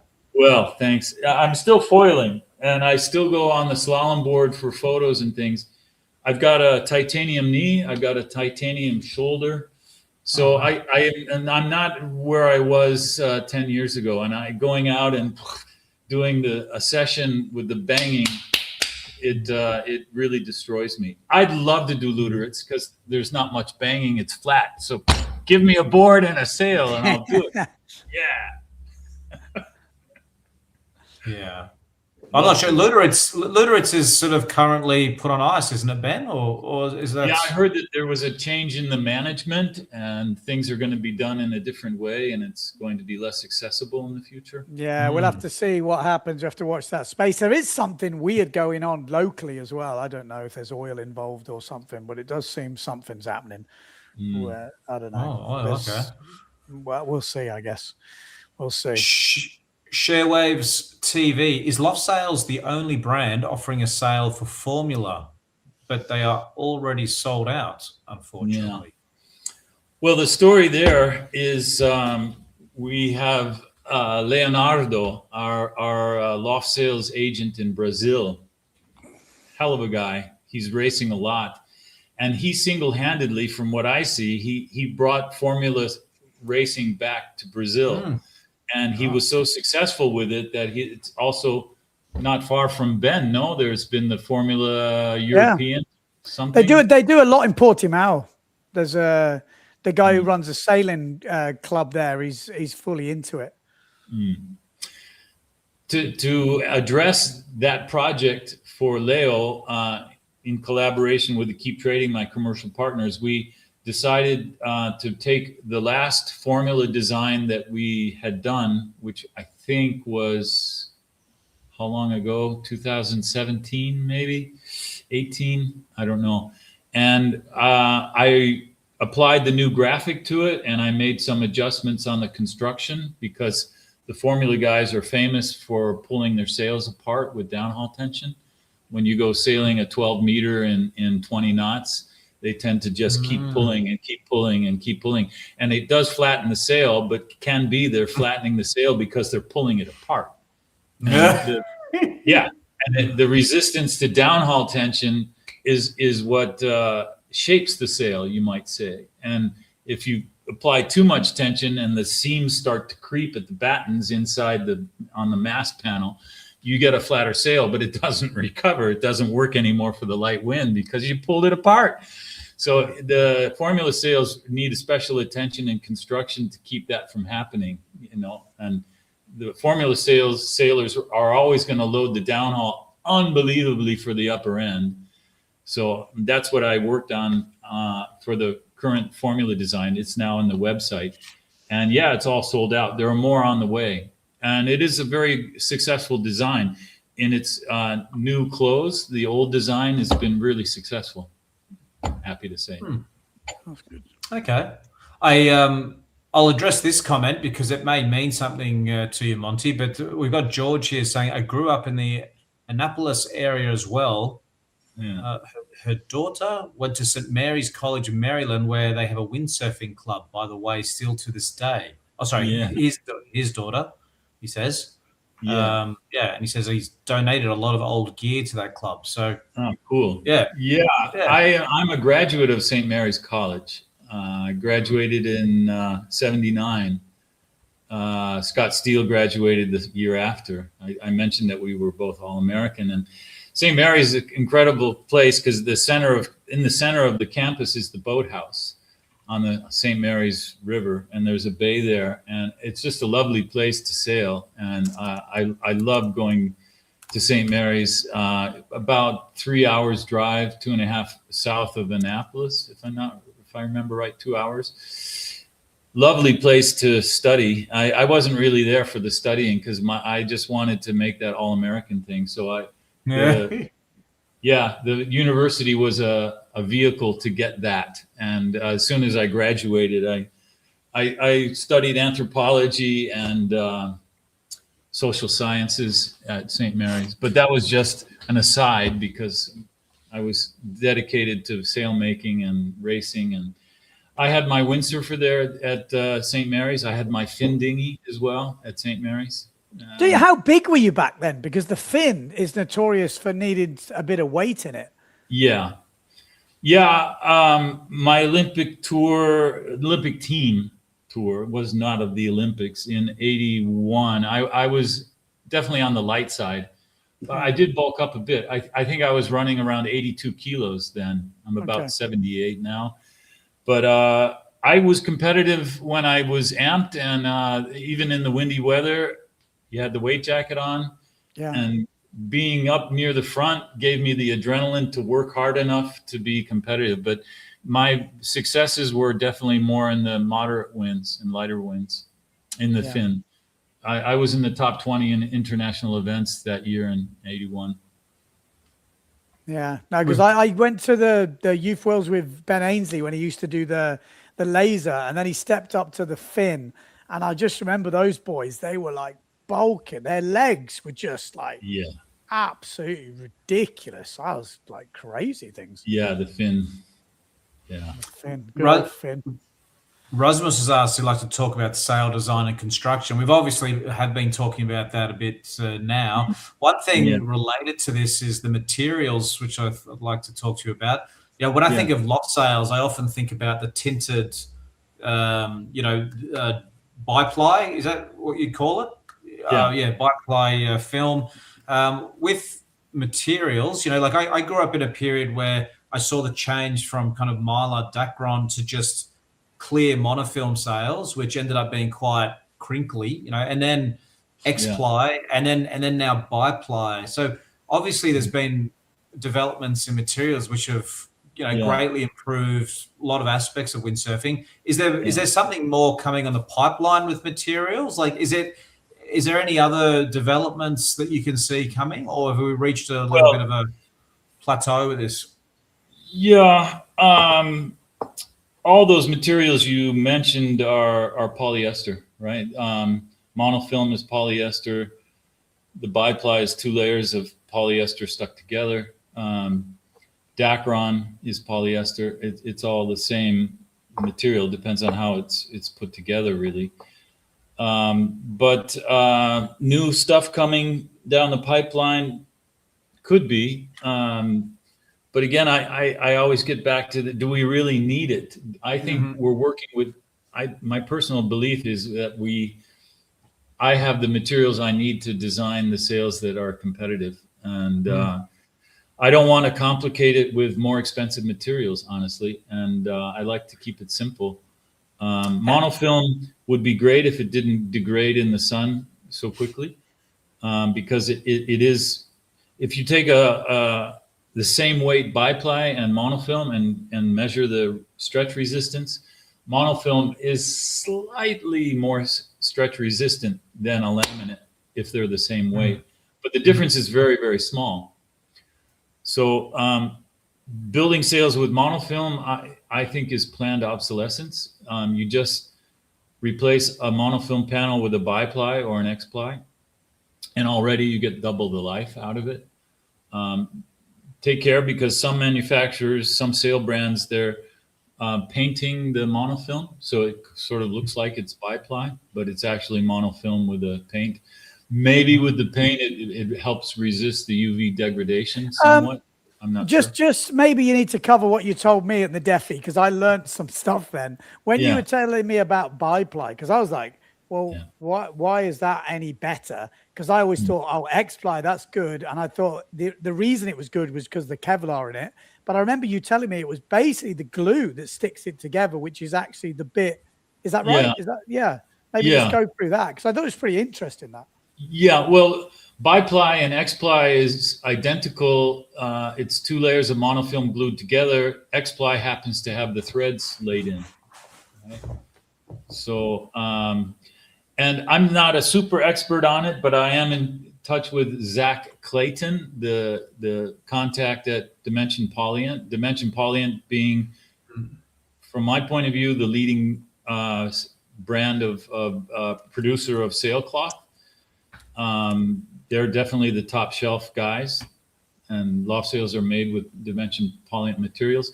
Zach said, the biply, the glue, the process, it reduces UV degradation by 50% or something, or 100%.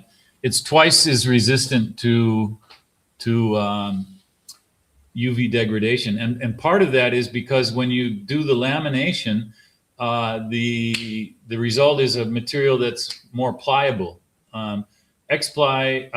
Monofilm, when you fold it and give it a corner, and essentially the corner is where the polyester is getting stretched a bit, and then you expose that to the sun, that's where the cracks start. And when you have a laminate and you give it a corner, it still is affected, but not as much. It's much less affected by that. Dimension Polyant. Yeah, just quickly. So how does it work with, so Dimension Polyant are essentially the main supplier for most windsurf sail brands. Is that true? Yeah. It's hard for me to verify that because I don't have access to that info, but I think so. I know that Neil Pride has their own manufacturing, and GA has also some contact with the producer of X-plies. Beyond that, I'm completely uninformed. I don't know.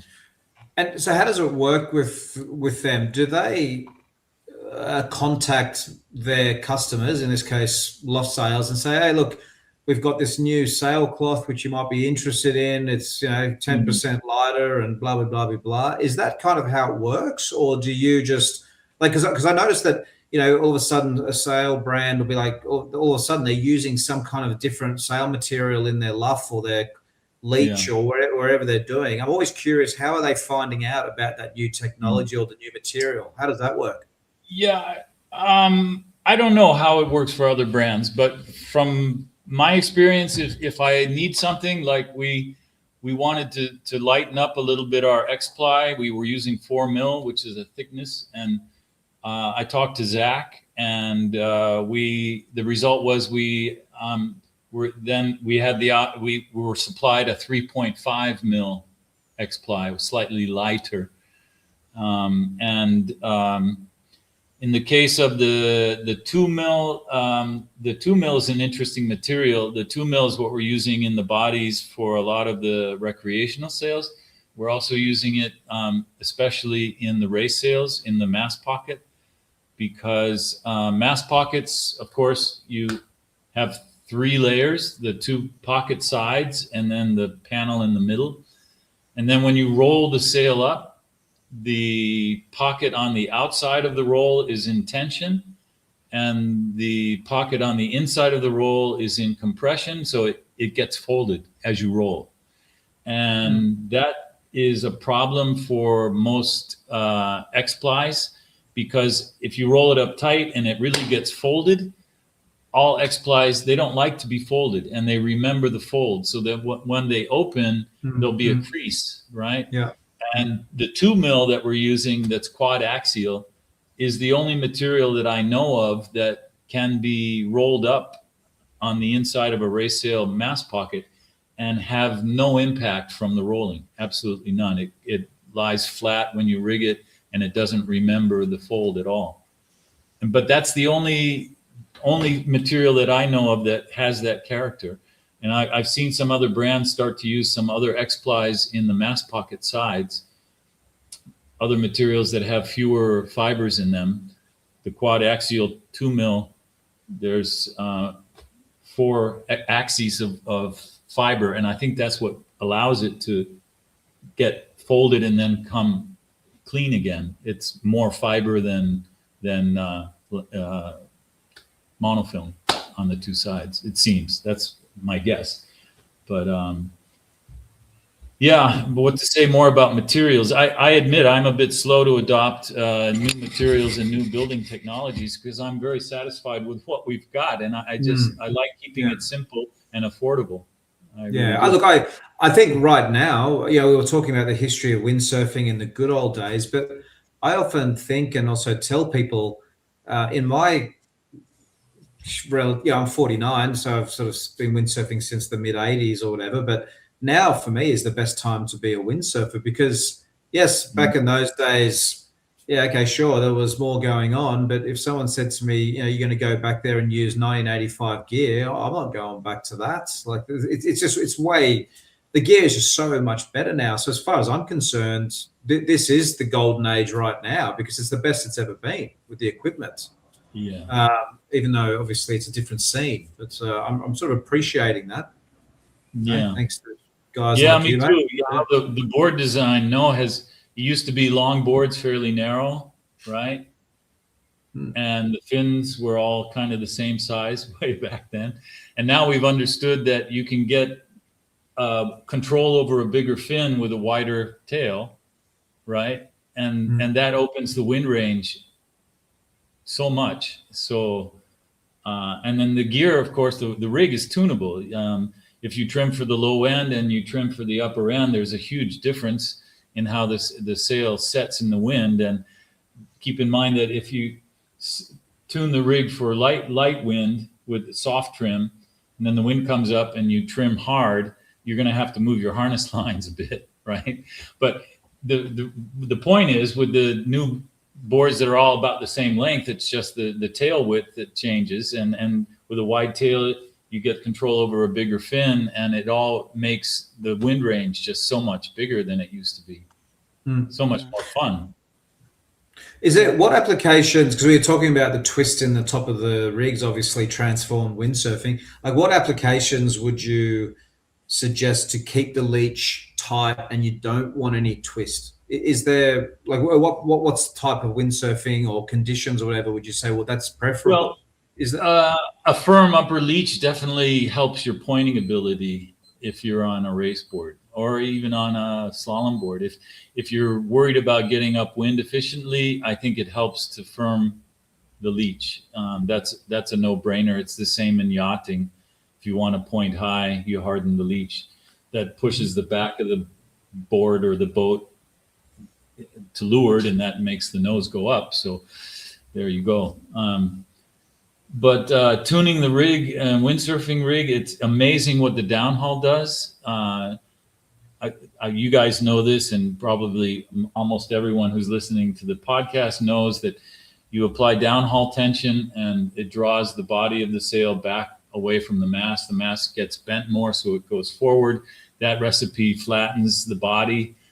It dumps open the upper leach. So the downhaul is a very direct tuning tool, and you're well advised to go to the beach, and while you're taking a break, adjust your rig one way or the other and feel the result. And then if you start to feel the results of your tuning, you get to know your rig, and you expand your envelope of performance, and you start to discover the world of sensations from trim variation.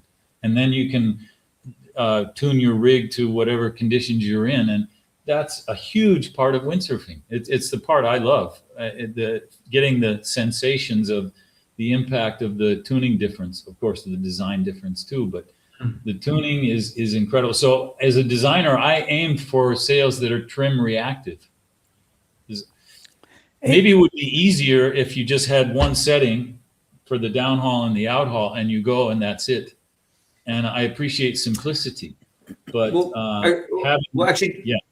Sorry, just on that with rigging, is it how many of your customers are still not rigging the sail as good as it could be tuning wise? You know, like, I mean, how much of that is an issue for you or windsurfing or whatever? I mean, it's an issue for everybody. I think all three of us on the screen here, we know that if we take a break for a couple of months and then you get back into it, you're usually thinking, oh, God damn it, I didn't put enough downhaul tension on, right? It happens all the time, right?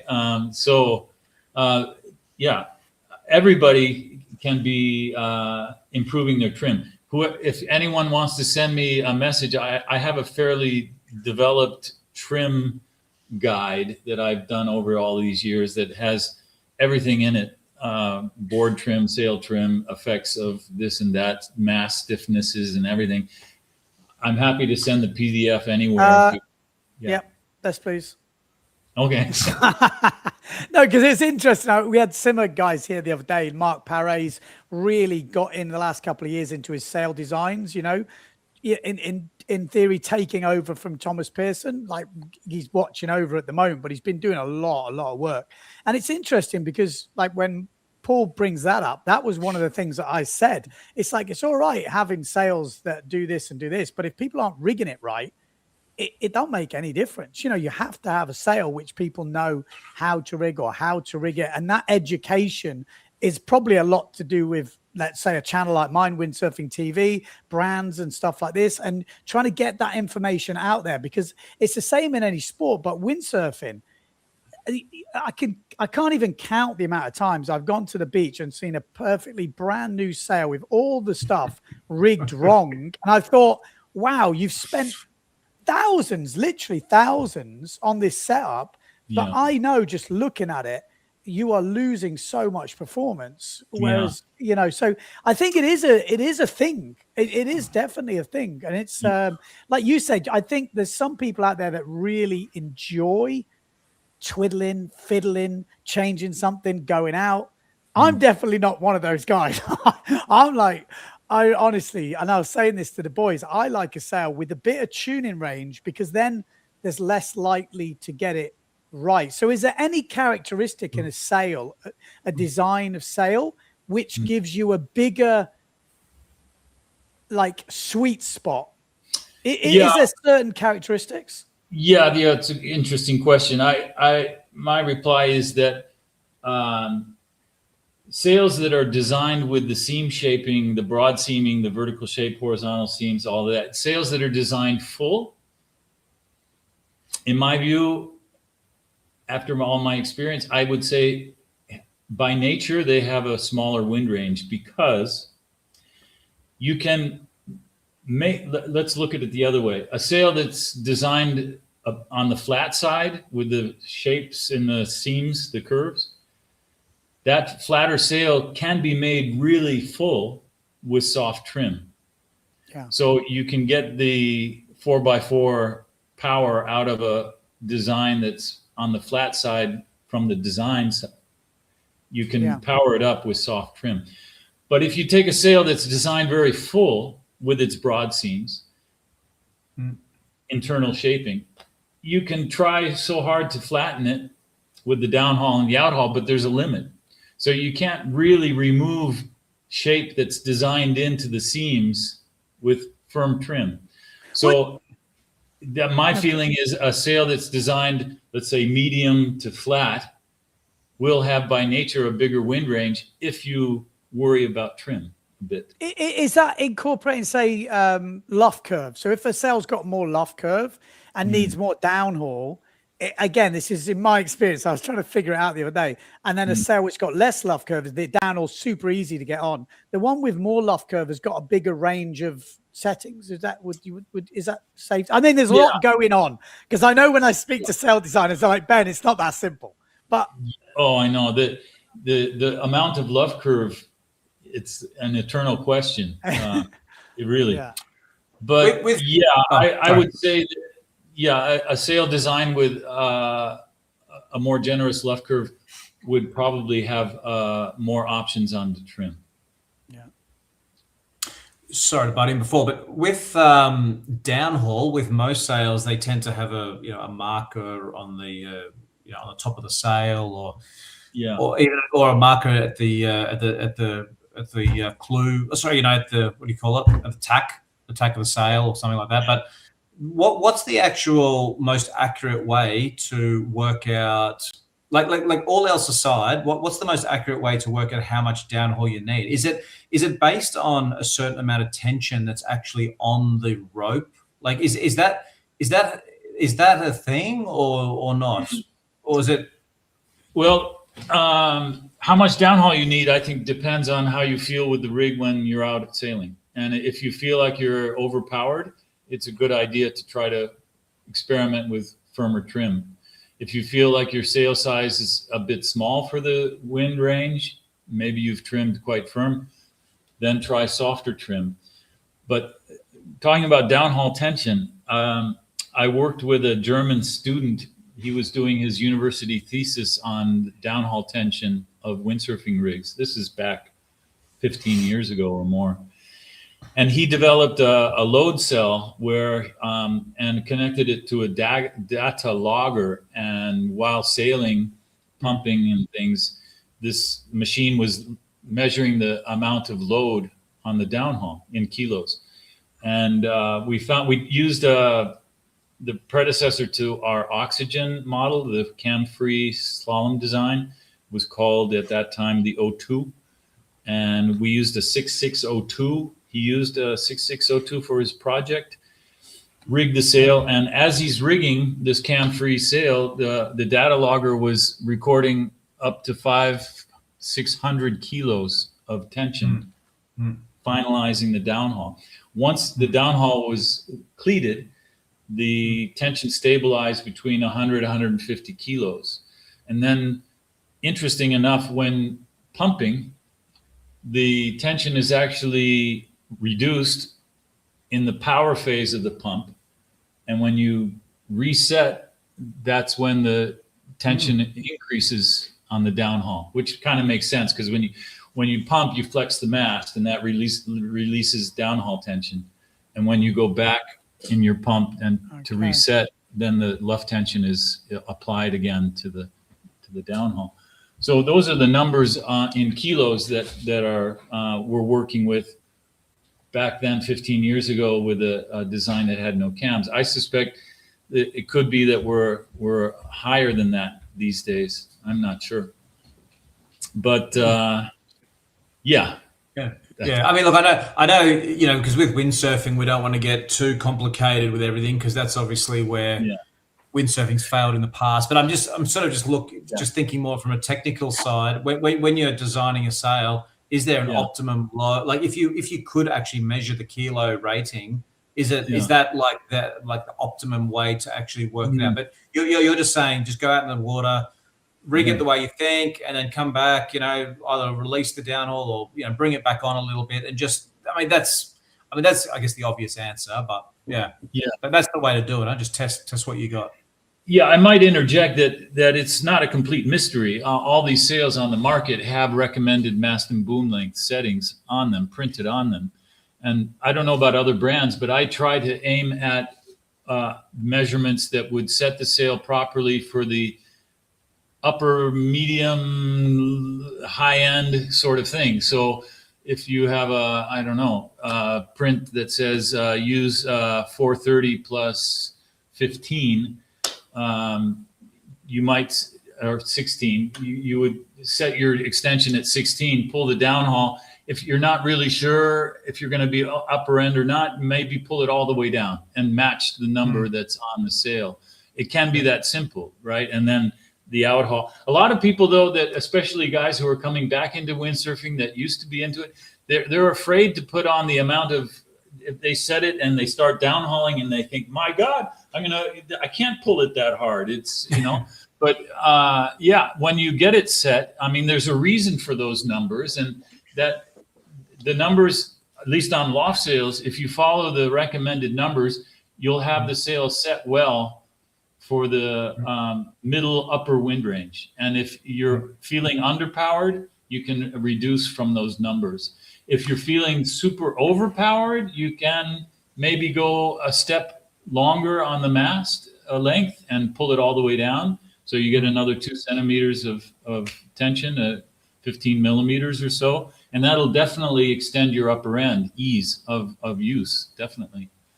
Another question I have just related to this as well. If you buy a sail, say, for example, in this case, a loft sail, and you use it for 3, 4, 5 seasons, and you've used it fairly, well each year, how much does that marker, that downhaul marker, does that still, like after say 5 years of a lot of use, is that still applicable, that marker, or would the downhaul change at all? I think it would still be definitely applicable if you're using your sail average amount occasionally, and I don't think it elongates that much. But it is true that if you rig a sail and let's say leave it rigged under full tension for a couple of weeks, then there will be elongation along the luff, and the mast also will settle into the curve.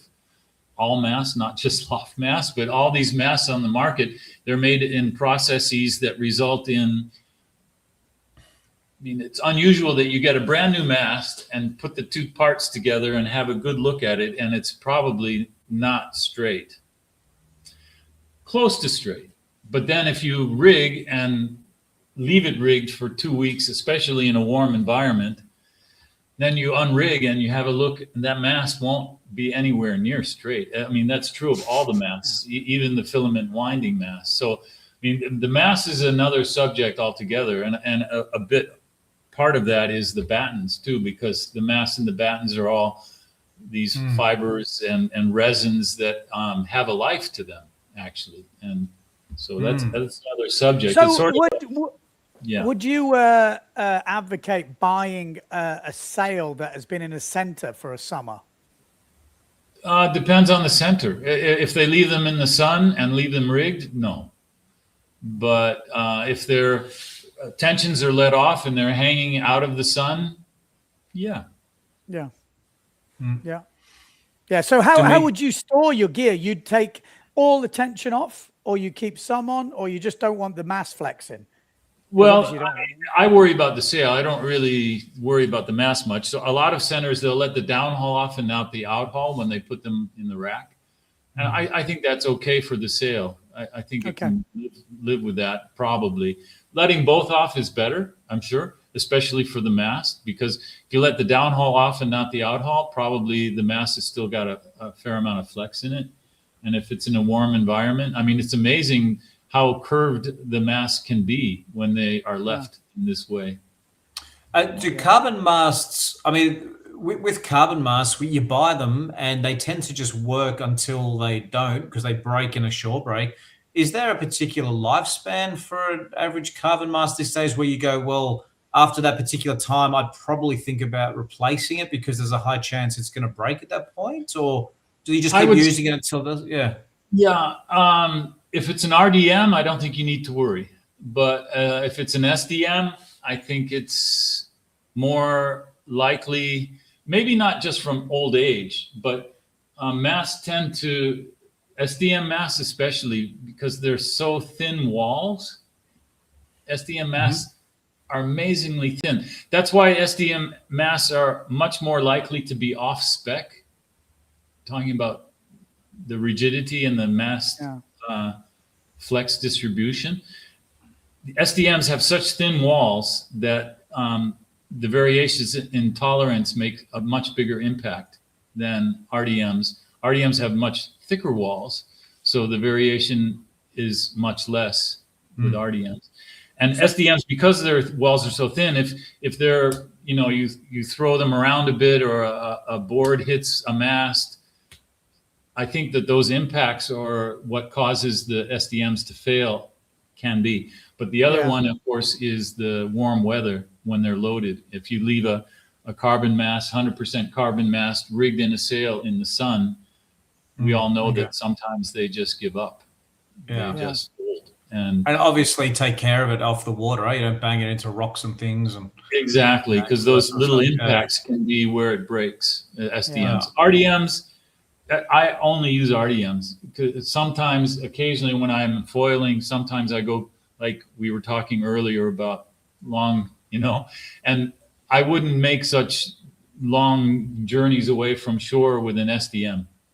Interesting. What's your take on MDM, like the medium diameter mast? Because that seems to be picking up a bit of pace at the moment in the racing scene. Yeah, interesting alternative. I've dabbled in that as well in the past. We were working with EMAC and beginning of loft sails, and we looked into doing a in between mast diameter. Yeah, it's an option. I think we're comfortable. I'm comfortable with RDMs. SDMs make sense, of course, for big race sails because the mast is like a backbone, and for small sails, it makes sense to have a smaller backbone, and for big sails, bigger backbone. So SDMs, I think, are appropriate for the big race sails, and RDMs for sure for smaller sails, both wave and race. Scott's asking a comment here, which is exactly what I was about to ask next. He says, what's the longest RDM you'd use? Would you use a 460 or is that too long? No, I have RDMs up to, I have a 490 RDM that I use. Oh, wow. Yeah. Wow. That's my longest. It's in our mast range. Interesting. So 460 is well within. When you're talking big race sails, you're talking 520s or something, are you? Yeah, I don't go over 490 with RDM, but I know people who do. I built a specialized raceboard Division 2 sail for Alain Cadre in France. I delivered it to him some months ago, and he's using some huge long. The luff was like 580 or something. It was the longest luft, and he has a top extender for his RDM mast. I mean, it's crazy. But, and what's his theory behind that? He likes the fact it's probably not going to break. Is that one of the? No, I think what is happening here is he's specialized. Did I say Division 2? Oh, okay, Division 2. Okay. He's Division 2, and he's looking for performance in 0 to 4 knots. And the RDMs, they are more forgiving. They're more flexible. Yeah. They can measure. You can measure a SDM and RDM mast, and they'll have the same numbers in the IMCS resistance, the stiffness, and they'll have the same numbers maybe in the flex distribution. But on the water, the RDM feels softer. It's because it's a smaller diameter. It has a more forgiving flex in a way. It doesn't come back as quick. Is that what you're saying? It doesn't come back as quick, no, but it has sort of the flex character is softer, even though it measures the same, just because the diameter is narrower, right? And so I think for this Division 2 sail that I made for Alain Cadre, he has this RDM mast. He's trying to promote this breathing action in 0 wind, and he gets it. RDM mast, super long mast length. The shortest boom I've ever made relative to the mast length was that sale I made for him just recently, and the feedback has been good from him on that particular design. But he's very specialized for light wind division 2. Okay. Interesting. I love how on windsurfing there's all these very specialist people that just are into a very particular thing. It's super cool. Yeah. But then if you think about it, like car racing or something, you know, like there's how many different disciplines and stuff. Like it's windsurfing, awesome. It's pretty. Well, I like it because there's people out there that just trying to maximize performance in a particular subset of windsurfing, which just helps develop everything. So I think it's cool. We've got Dimitri here saying Monty's a legend. Thanks to him, the raceboarding scene and I believe soon the formula scene have been revived and are alive and kicking. A wise man. So, yeah, that's you can definitely be proud of your efforts with all that raceboard stuff for sure. Yeah. That's cool, Monty. Yeah. We're getting a lot of comments through here. I'm sort of struggling to keep up with it. What do we got here? Nico. We might have to let Monty go soon. We've done 2 hours. I'm here for you guys. Yeah, no, sorry. I'm just having a look through these. Haven't finished my coffee yet. Come on. Yeah. Sorry, what else we got here? Oh, here we go. Adrian. Any chance Loft will ever make Dacron sales? Their long lifespan does help sailors financially, despite a small loss of performance. Yeah. Ooh. Yeah. Dacron is what we don't have a dedicated. Loft Sales doesn't make dedicated school sale, and we also unfortunately don't have a kids line. That's because my commercial partners at Keep Trading, they address those markets with their unifiber designs. And now I think now that Exocet was acquired, so was XO sales, and now those kind of sale lines are being labeled with the XO. I am involved in some of those projects, not all, as a designer. But Dacron, it does also suffer from UV. I mean, in my loft here, I have my good friend Iago and guitarist in the group that I'm in. Iago does a business of repairing sails. He has a sewing machine there, and he does a lot of work repairing sails for the schools. And the schools have these Dacron sails, and they're coming in for repair just as much as the laminate sails are coming in. So it's all polyester, and polyester degrades in the sun. So it could be that the Dacron sails are somewhat more resistant because it's all fiber and not the sheet polyester that is so easy to tear once a tear starts, but still it degrades. And I don't know. Will Loft Sales make Dacron? It's like we're trying to keep the Loft Sales as a higher end product, and Dacron is maybe not associated with high end products so much. So I suspect we probably tricky one. Maybe more the beginner market or something. Yeah, we've got some questions on the podcast WhatsApp group. Artur says, question for Monty Spindler: why have they changed the racing blade size range back to what they were? The old one was 827466, and the new one is 847763 or something. Yeah, that is because of the influence from Patrice. I would have stayed, but Patrice wanted to have the 6.3 size in the racing blade line. He felt that was a critical size to have. And so we designed the new sizes around including the 6.3, and it's that simple. So 63707784. Yeah. Okay. And then we got Nico. Oh, go on. No, you go. No, Nico's got a few questions here. It says, what's the idea behind having an oxygen, an escape, and soon a speedscape? Which sail is for whom? Good question. Yeah. Well, the oxygen, of course, is the newer version of the O2. The O2 was a design that I started my brand with back in 2000, and it's been an extremely strong sail for our brand, the Oxygen. It's been winning tests over and over and over for all those years. And so the Oxygen is our dedicated cam-free slalom design. As I told Ben at the Defi, it's the fastest sail I can make without having cams. The Escape is the, to finish, the Oxygen is designed for a slalom sailor who wants to perform at the highest level possible, but not have the complication of cams. And I can relate to that. Anyway, then the Escape is actually, the Escape was previously named the Skyscape, and it was our cam-free foil design, the one I used the most myself.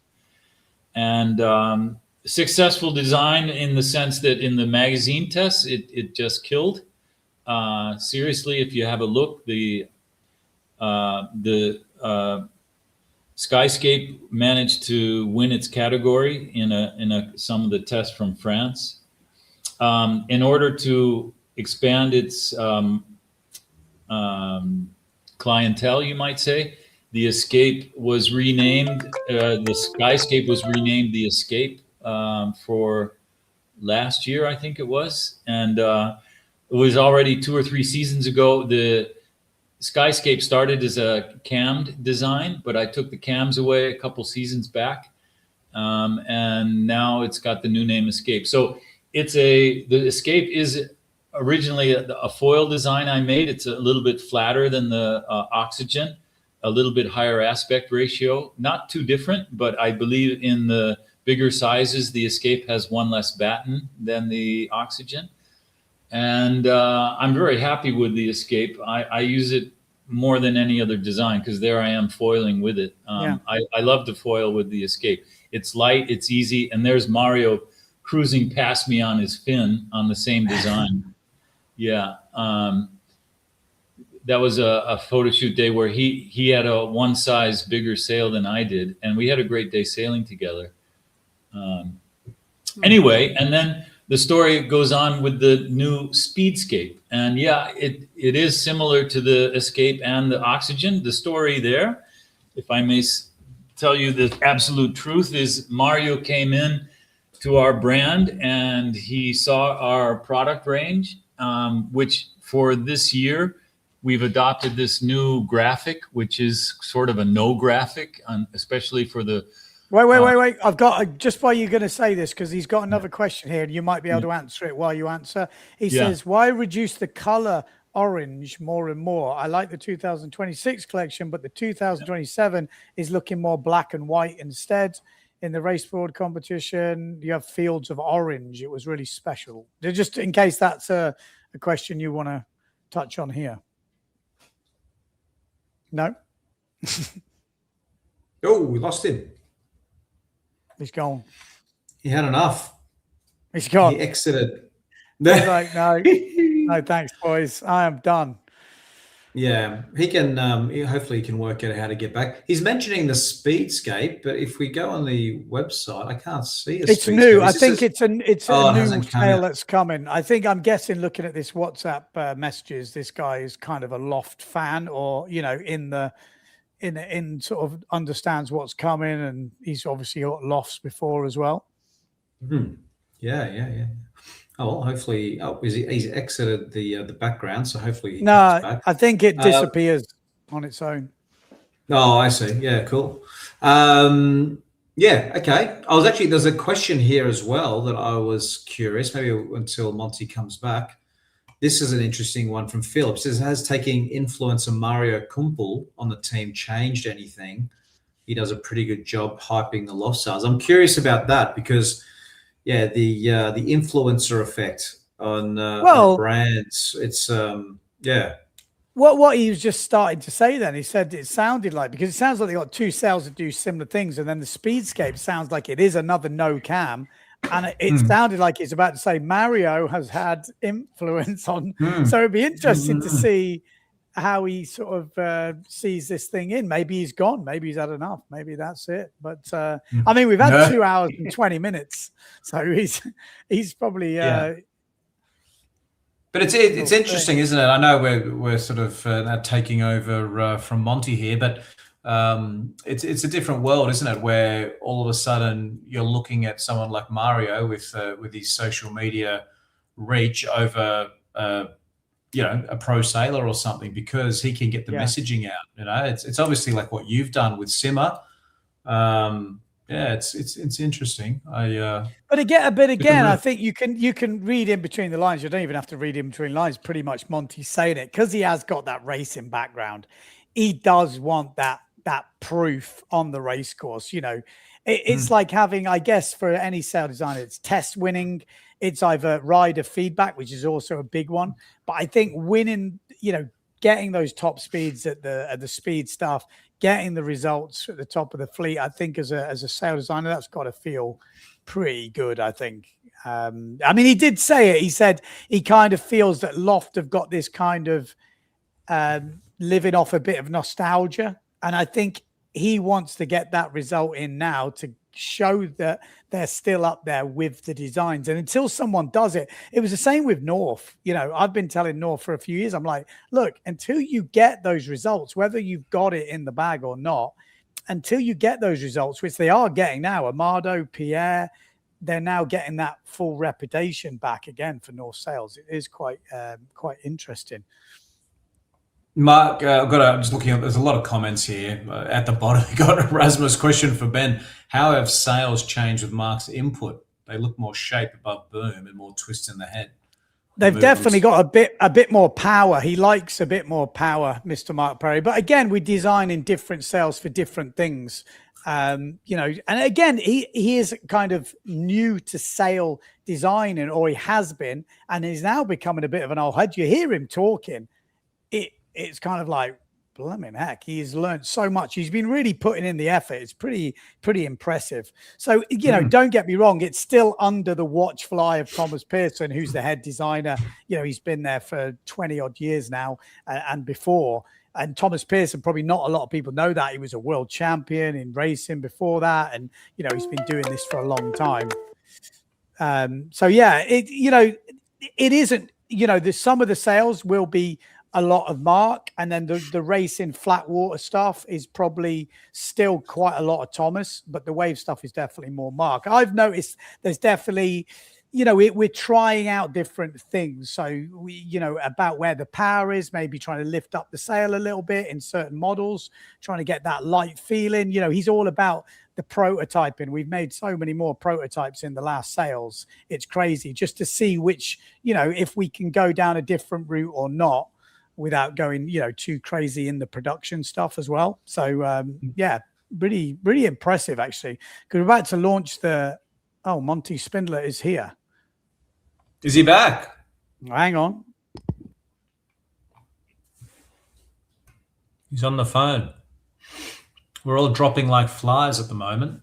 Let me have a look at, while Ben is on the phone, maybe I can have a look at some of these. Oh, well, Rasmus is now asking me, how are the new scrimless Goya sails working? Moved on to Goya. I haven't actually got the new Goyas, the Bonzo 12s, but I still have the 11s. Been very, very happy with those sails. Look, every time I get on it, it's a joy. I'm not just saying that because I get a slightly better price with Goya, but for me, I've been very, very happy with the sails. But I'm excited getting the new stuff, the new boards. I found the last quad boards a little stiff.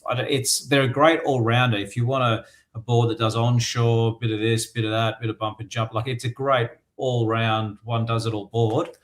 But the newer boards have tucked in the noses. They've refined the rail shapes. They're going to turn better. So that's kind of what I'm looking forward, probably more so than even the sails. It's just the boards. So, we're back. So all the power's gone out. So they got a full power cut. He's going to try and come back on the phone just to say goodbye. But I said if he can't make it in, we'll say his goodbyes for him. He said thanks a lot for having him. But let's see. He's going to try and open up that link through the phone, but we will see. But no power in the top of the mountain in Tarifa. That's the problem. It's funny, actually. I was thinking it might be something like that. It's all the race boards. The race board thing is interesting, isn't it? It's like when you look at the picture of the sail, it just looks so powerful, doesn't it, compared to, well, either a wave or a free rideys type sail. It's just built for. It's just like a V8 engine or something, isn't it? It's just so, it looks so powerful. Well, you need, like Monty's saying, you do need that little bit of more leech control, like rather than a loose leech, for the upwind ability and the pointing ability. And then obviously downwind, you're going sometimes dead downwind as well. So it's just finding that balance, but you've got to be up, you've got to be on it on the upwind in the first place.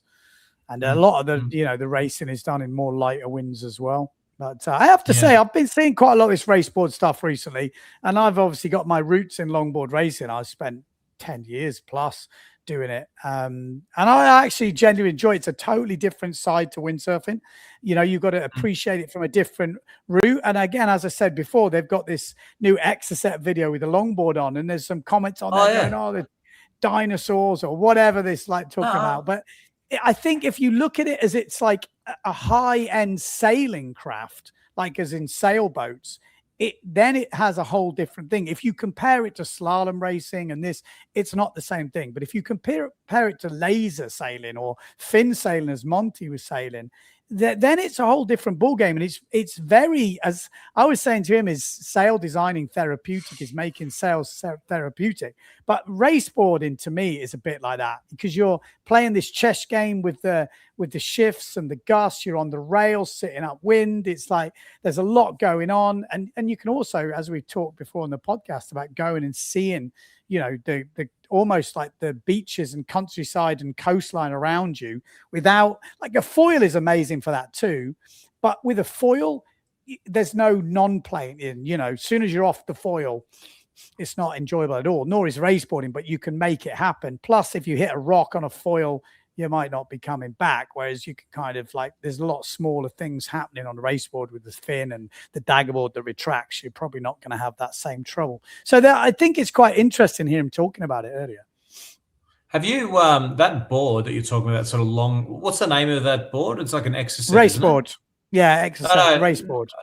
Oh no, sorry, I meant this this wavy longboard thing. Oh, okay. Is that called the Breeze? Is it the Breeze? Have you had a go on one of those?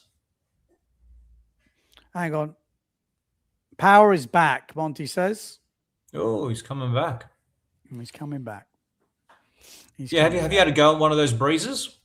I have had a go, not on the Breeze. No, I was wrong. I've had a go on a SUP before with the Mass Track, but not an actual ready-made board. My only thing is, and I said this to Patrice, it looks really cool, but every time I see it looking cool, it looks windy enough for me to be on a bigger wave board, So I think there's definitely a time and a place and certain locations which you'd have to find that kind of niche market. I know a few people have got them. I've seen it on the WhatsApp group, actually. A few of the boys have got them, and they love them. They think that, especially the big boys. Yeah. What's the minimum when they go out in it? Hang on. I'm just going to chat to Monty. All right, let's have a look. Any more comments from all you guys out there? Pedro, maybe I can answer this one. Hello, does washing sails with fresh water significantly extend their lifespan or not really? Look, Monty will be more qualified. I remember Dave Ezzy, watching a video with him, claiming that washing it didn't seem to matter. But whether that's correct or not, but I just remember seeing a video where he said, look, it doesn't matter. Hey, Monty, you're back. Yeah, sorry, guys. I didn't pay my electric bill. Actually, I've got there's a question here, Monty. Maybe you could just, because I just kind of answered it. I might be wrong, but there's a question here. Hello, does washing sails with fresh water significantly extend their lifespan or not really?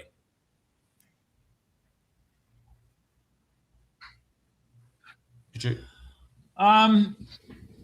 The fresh water would take away the salt, and the salt when it scratches the laminates and the monofilm and the window materials. Sails are all polyester, and polyester doesn't really mildew. So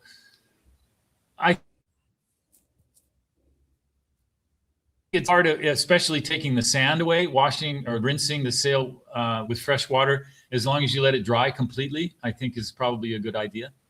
If you're going to invest so much in your gear, take care of it. So yeah, recommended, but not absolutely necessary. If you're, of course, if you're sailing in fresh water, don't worry. If you're sailing in salt water and you're rigging on the beach, I think it's a good idea. What's more important, washing it or drying it? Hard to say, but I think maybe drying. Yeah. Okay. Interesting. But I don't know. We'd have to ask someone who's more educated. Would it be fair? Well, would it be fair to say, Monty, that, like when I'm with my gear, because it's expensive, and you're trying to look after it, but obviously not trying to take half the beach with you when you're de-rigging, so the whole thing's full of power. But the other thing I see people do all the time is they pull the sail out of the bag and they just throw it in the air like it's a bed sheet, and the thing's just going crack, crack, crack. I just, like that. I mean, that to me would be 1,000 times worse than worrying if there was salt water on the sail, right? I mean, you're basically just damaging the sail by unrolling it. Would that be fair? Yeah. How you lay out the sail, where I'm laughing. I'm not laughing at the question. I'm laughing because every photo shoot back in the day, this is a while ago, they always said, right, we're going to film you unrolling the sail, and we want you to like throw it so it comes to the camera, and it would like always be like this big part of the photo shoot. So I think people must have seen these videos over the years of everyone going, way like a bed sheet or something, and then you see them on the beach like this. Okay, throwing the sail out is action, right? But it's not so much how you throw it, it's more where. And so I don't recommend rigging on concrete surfaces. If you can rig on grass, or you can take a big beach towel with you and put that on the concrete, hopefully it doesn't blow around. Someplace where there's not wind would help. I mean, it's where the batten pockets will make contact with the ground, right? That's a problem area. So definitely rigging on grass, a soft place that's out of the wind, it helps. And we'll smash through a few more comments, and then we'll because we could be here for all day. It's windy, just so you know, boys. It's windy. Oh, this is what. Yeah, okay, Benny. He's always like, "Oh, we've got to let Monty go." The poor guy. Well, I got to get in the loft and continue working on the 9.5. Oh, okay. Well, in that case, Benny, shall we leave? No, let's do questions, please. Let's do a couple of questions. Oh, okay. I mean, look, we might be able to get them through. Alex asked, what sail brand, sail designer has Monty the biggest respect for? Who does a good job besides Lost Sails? Well, good question. I mean, there's a lot of very good sail designers out there. There's a lot of good sail brands and a lot of good product on the market. As Robert was my... That's what I was waiting for. Yeah, he was my assistant. And I think if I'm not wrong, there was an interview when Robert went to Neil Pride to be his designer, and Neil was asked, why did you hire Robert? And Neil said, because he went to the Monty Spindler School of Sail Design. That's cool. Right? Yeah. Anyway, I think Robert's doing really good work. Obviously, he's a good designer. There's many out there. I mean, obviously there's many good designers out there, and I do my best and try to make a sail that's longevity in mind. I do really try to make a good product that can last as long as possible, and so we'll leave it at that. I mean, it's interesting. Because that has been a thing the last couple of years. Everyone's going lighter, lighter. We need it lighter, lighter, lighter. I mean, there's a few brands been doing it a bit before that, but obviously that must come at a cost at a certain point, you know? Sure. Yeah. We've researched that a little bit, questioning possible clients. Keep Trading did that, and almost unanimous response was that people are willing to sacrifice some grams of weight to have a product that lasts longer. Yeah. Yeah. Oh yeah, 100%.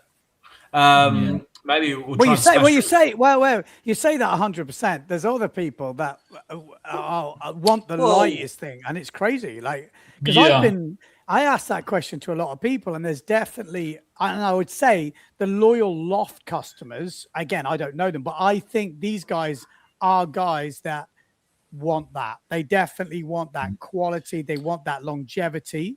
I might interject that we do have a new cam. We had for the longest time the Tech Cam 2, which was absolutely indestructible. You could probably drive a truck over it and it wouldn't break. I mean, it was ridiculous how strong it was. And we now have a new cam that's 35% lighter than the old cam. And we also, the new cam also, talking about where the batten angle arrives to the mast, like the mast is up, and the batten angles can be horizontal. They can be more. Right? Our old cam had a 12-degree max for that angle, and our new cam has 30-degree max. So we have many more options now for the batten angles. Would you ever need a 30-degree angle? Well, there is a trend to give more angles, drop the luff end of the batten and raise the leech end, so that when you're in the sailing position and planing, the battens tend to be parallel to the wind flow over the sail. There is this trend in design. I think a lot of brands are into that. And so, does that really help? That's another subject, because, right, there's this old golf ball and beach ball thing, a dimpled golf ball, right? So there is an argument for turbulent flow instead of laminar flow. Yeah. All of that. So does the batten angle really affect the performance if you really make it parallel? I mean, what is parallel? Because at one moment it might be, but then the next moment it's not. So, I mean, that's another subject altogether. But yeah. Quick answer to this one. Please ask Monty when 2026 sales will be available. Being out of stock now, when will 2027 range be available? Good questions. Those are more for my commercial partners, actually. I'm not sure, but there will be, I think, another shipment of some 26 sales arriving in Holland in the coming months. I'm not really sure when. I am happy to say that for most of the range I understand from Holland that they're running short of stock, which is a good thing. You know, they're sold out of a lot. So we're also quite we're advancing the schedule quite a bit, so that 2027 is going to be available this year in stock. And I think already some of the lines 27 are already announced on the website. So we've advanced the schedule quite a bit. And the details that you asked Nicholas, thanks for your question. Nicholas and I have been in contact for other things. And my suggestion is that you send a message off to Keep Trading and ask them. They can give you that informed answer. I can't. Mm-hmm. And what I'll do is I'll make this the last question, and then we've just got a few little quick fire questions that we'll hit at you. This is a bit of a broader question about the competitive scene. From Alexander, when looking at the future of windsurfing, what are the biggest challenges finding major sponsors for a truly large and representative professional tour? That's a big question. Like, what do you? Yeah. Any thoughts of the pro tour? I think Alexander's question is more toward the tour, no? Mm-hmm. Because the future of windsurfing really is the people that get involved with it. And I'd love to see more young people getting into windsurfing. And that's really the future for the sport, is bringing more people in. But in terms of the racing, the World Tour, yeah, you know, as these other sports, kiting and wing foiling and so on, they all sort of put another nail in windsurfing's coffin, to be negative about it. So, but there will always be windsurfing. I mean, there is a core of people windsurf, and that will never change. So I'm confident that windsurfing will always be with us. It'll always be an alternative water sport. It may not be the biggest sport on the water, but I personally am, you know, I've been doing it standing up for all these years, and I don't see an end to that. So I'm totally dedicated as a windsurfer. I did dabble a bit with kites. I designed some kites for 2 different brands back in 2006, 2007. But I dabbled. I didn't stay, and I got out of it. And I did also some wing design work for my own.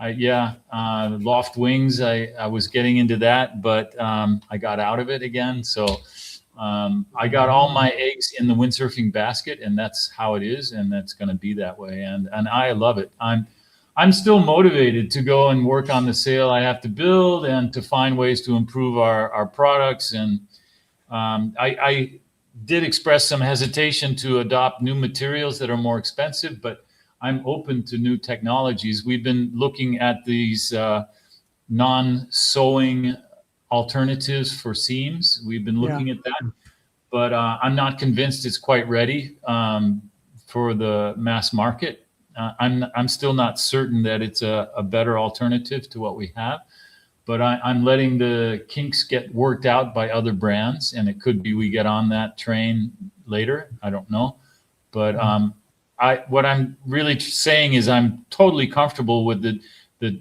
construction techniques we have, and with the materials we have, and we are bringing our best product to the market at the most affordable price with what we've got right now, and I'm very happy with that. It's not to say I don't look at possibilities for the future. But what are the benefits of that Q bonding? You know, you obviously looked into it. Why would you take that on? I mean, obviously there's no stitching, I guess. Right.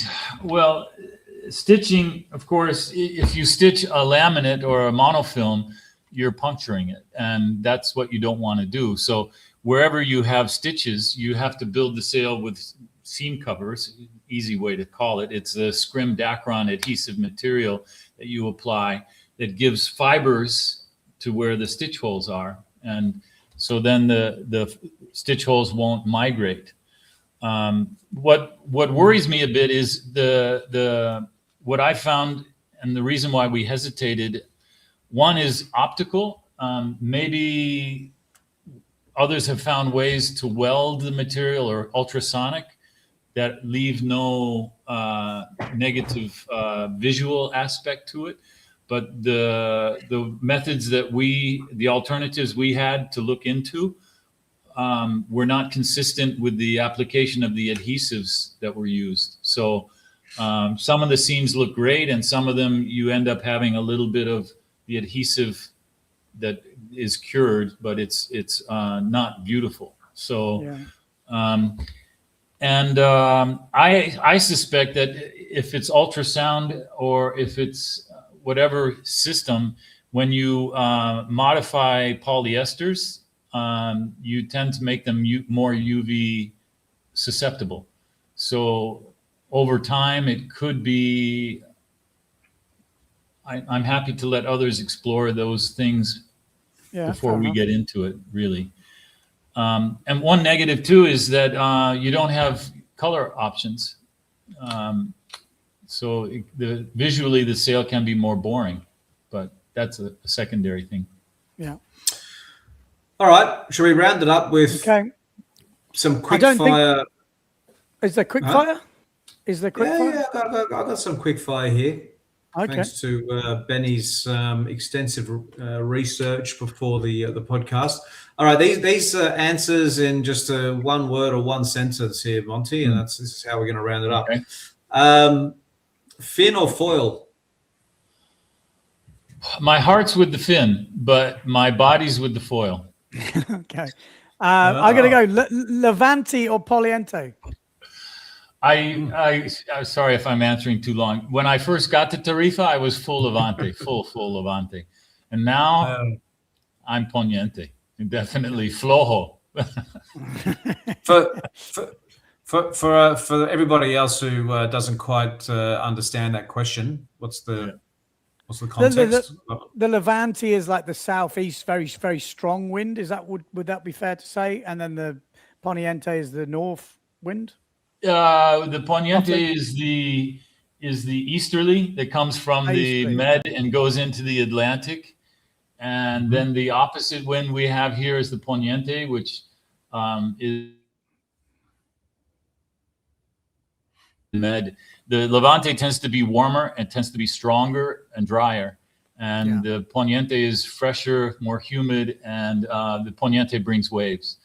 And because the Poniente is generally not as strong as the Levante, and I like foiling, for me, a perfect day is 7, 8, 9 knots of wind and my foil gear. That's for me perfect. And that's cool. Not to say that, like I said, I love the Levante, but all my slalom years is why I've got a titanium knee and titanium shoulder.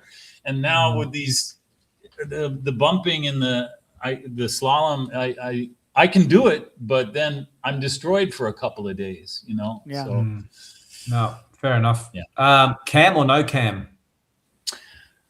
When I go on the water these days, I just go no cam. I like the accessibility. It's easier, and honestly, the performance it'll blow you away. The oxygen, the new Speedscape, the performance that these non-cam sails provide, it's kind of another feeling. It's a lighter, more playful feeling with the sail, and you can get a cam-free design to perform wonderfully. Rig it on the right mast and suit it well for the conditions you're in, and I don't feel limited in any way without the cams. So okay, the best place you've ever sailed? Wow, I've sailed in a lot of places. I'd have to think about that. But of course, the north coast of Maui is unbelievable. So I'd probably say that. But, you know, I love the waves, and I do wave sail and ride waves and so on. But my background is more from dinghy racing and the yachting and so on. So a good day in Tarifa with the Levante, with the right wave sea conditions, can be super as well. So I'm very happy here at my home too. The greatest windsurfer? Well, I mean, Nash, Albo, Dunkerbeck, yeah, those guys.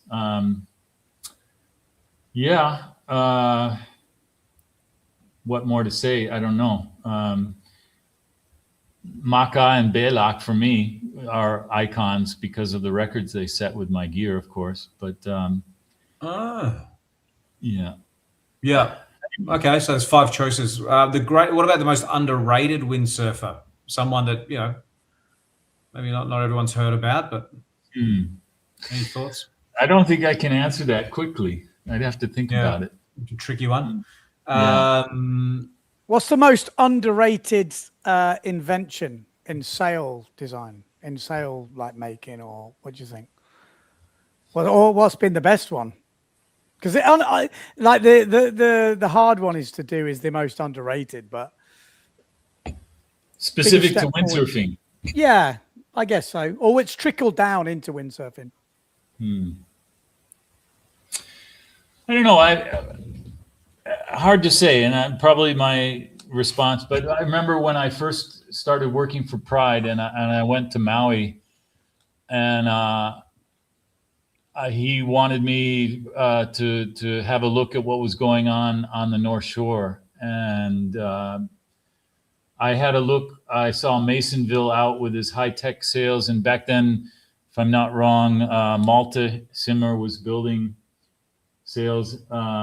They would make a sail by just rolling out the material, drawing the leech and the luff curve, no seams anywhere except a PVC window, right, in the lower part of the sail. And the PVC so big and so soft, and the weather so warm on Maui, that it actually gave some shape down to the lower part of the sail. And those sails, simple as they were, they allowed the riders way back then to have such free expression on the wave. So, I mean, those super simple designs are probably the most underrated, could be. Yeah. And anyway, that was there where I saw the first high-tech sail Masonville had with these long battens. That was the first time I saw, okay, there had been the fathead and there had been short leech battens, but I saw this one design Masonville had, white sail, if I remember right, with blue batten pockets. And it was the first time I saw a fully battened windsurfing sail. So I went back to Hong Kong and I designed the Ultra Nova, which was one of the successful designs for the Pride line back then. Okay. And I think it was the first series sail that had full battens in windsurfing. Wow. I didn't invent it. I copied what I saw on Maui, I admit. Yeah. Because that was a Simmer thing, is it? The first fully battened wave sail? I seem to remember that in the, it's the Malta Simmer thing, was it?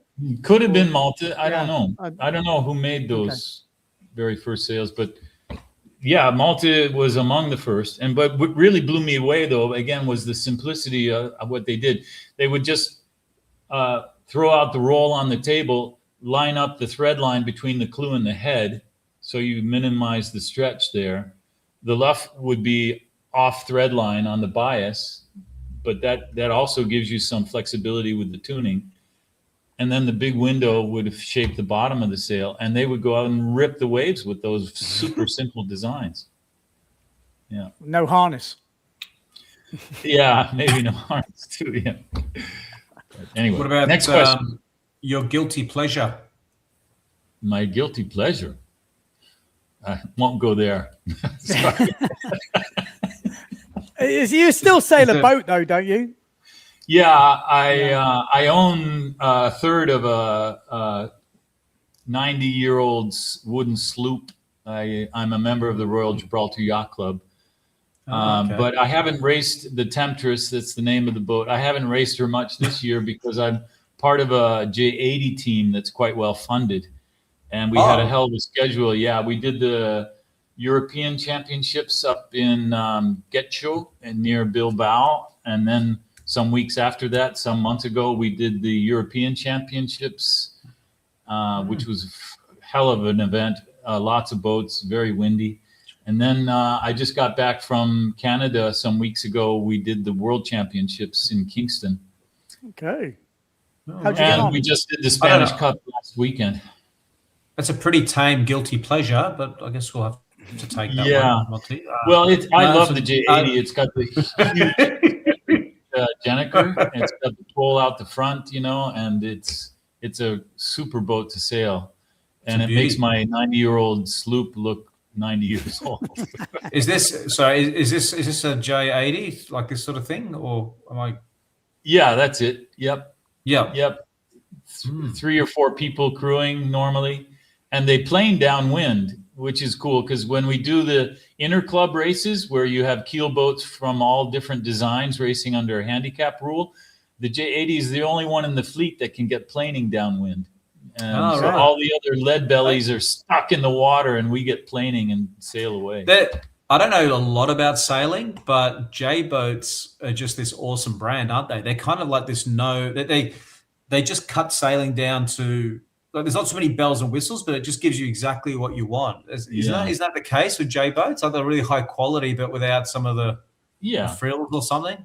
Yeah, something like that. I mean, they the J80. It's not a new design. I think it's already, I don't know, must be like 40-year-old design already. But it's got the asymmetric Jenniker that with the pole off the nose. It's a planing design, so the boat really rocks when you get this boat planing when it's windy and you're going downwind at 16, 17 knots. It's really fun.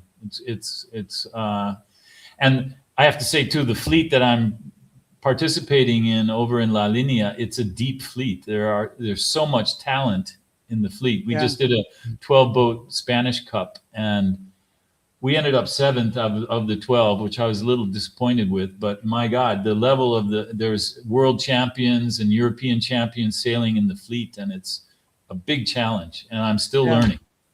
Still learning. What's your role on the boat? Helmsman. Helmsman. Okay. Sick. Oh, taking control, mate. All right, final question. Actually, hold on. Before I ask this final question, we haven't used this for a while. All right, still works. Still works. It still works. Final question. Complete this sentence. Windsurfing is my life. I'm with you. Yeah. Oh well, that pretty much sums it up. Yeah, it does. Yeah, I mean, I was into other things when I was younger, but as I said, Ken I bought my first windsurfer from Ken, which promptly broke. It was the teak booms that had been repaired, and the conical mast. There was 2 or 3 pieces stuck together. I mean, it was literally out of his dustbin. And I bought that and started windsurfing when we lived in Annapolis, right there on the creek, on the little river we were on. And I've never looked back. I was, as I said, on the Olympic team in a non-Olympic year, and I just thought, what am I doing here? And the fin, what the fuck is this? I want to go windsurfing. So that was me. That was me. Yeah. And on my little lake. I don't know. I've been fascinated and super motivated ever since. And my level of interest and motivation hasn't waned. My body hasn't kept up with my interest, unfortunately. But I'm still there, and I'm still involved with testing, not like I used to be, I have to say. It used to be a direct feel thing. I would build, I'd go, I'd feel it, you know, and now I'm not really, I'm only foiling. I can't really do the comparisons of a racing blade anymore. But not really. I can sail it, but I don't press its limits like I used to. I mean, that's just reality. So for the testing, there's Ramon here in Tarifa, and Cedric and Patrice in France, and I do get the feedback I need, and we are making progress. But windsurfing has been my life. That's it.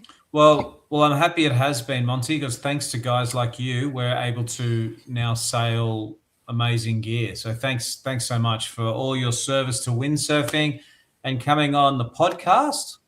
And wishing you much success into the future with Loft. It sounds like everything's going really well for you. So, yeah, great to hear.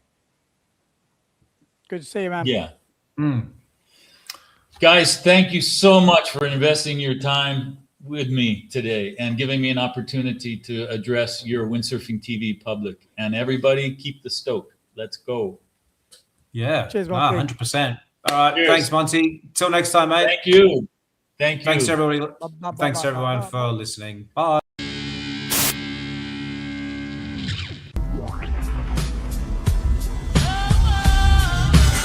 It's that time of the week again. Sit back, relax, we got the brain of band. No need to stress, in the house is Van Bellen. The game is windsurfing, you can't yell them or tell them. We get the news, the views, the win biz. The brand's gear tips plus the world's best quiz. Carbs, PWA.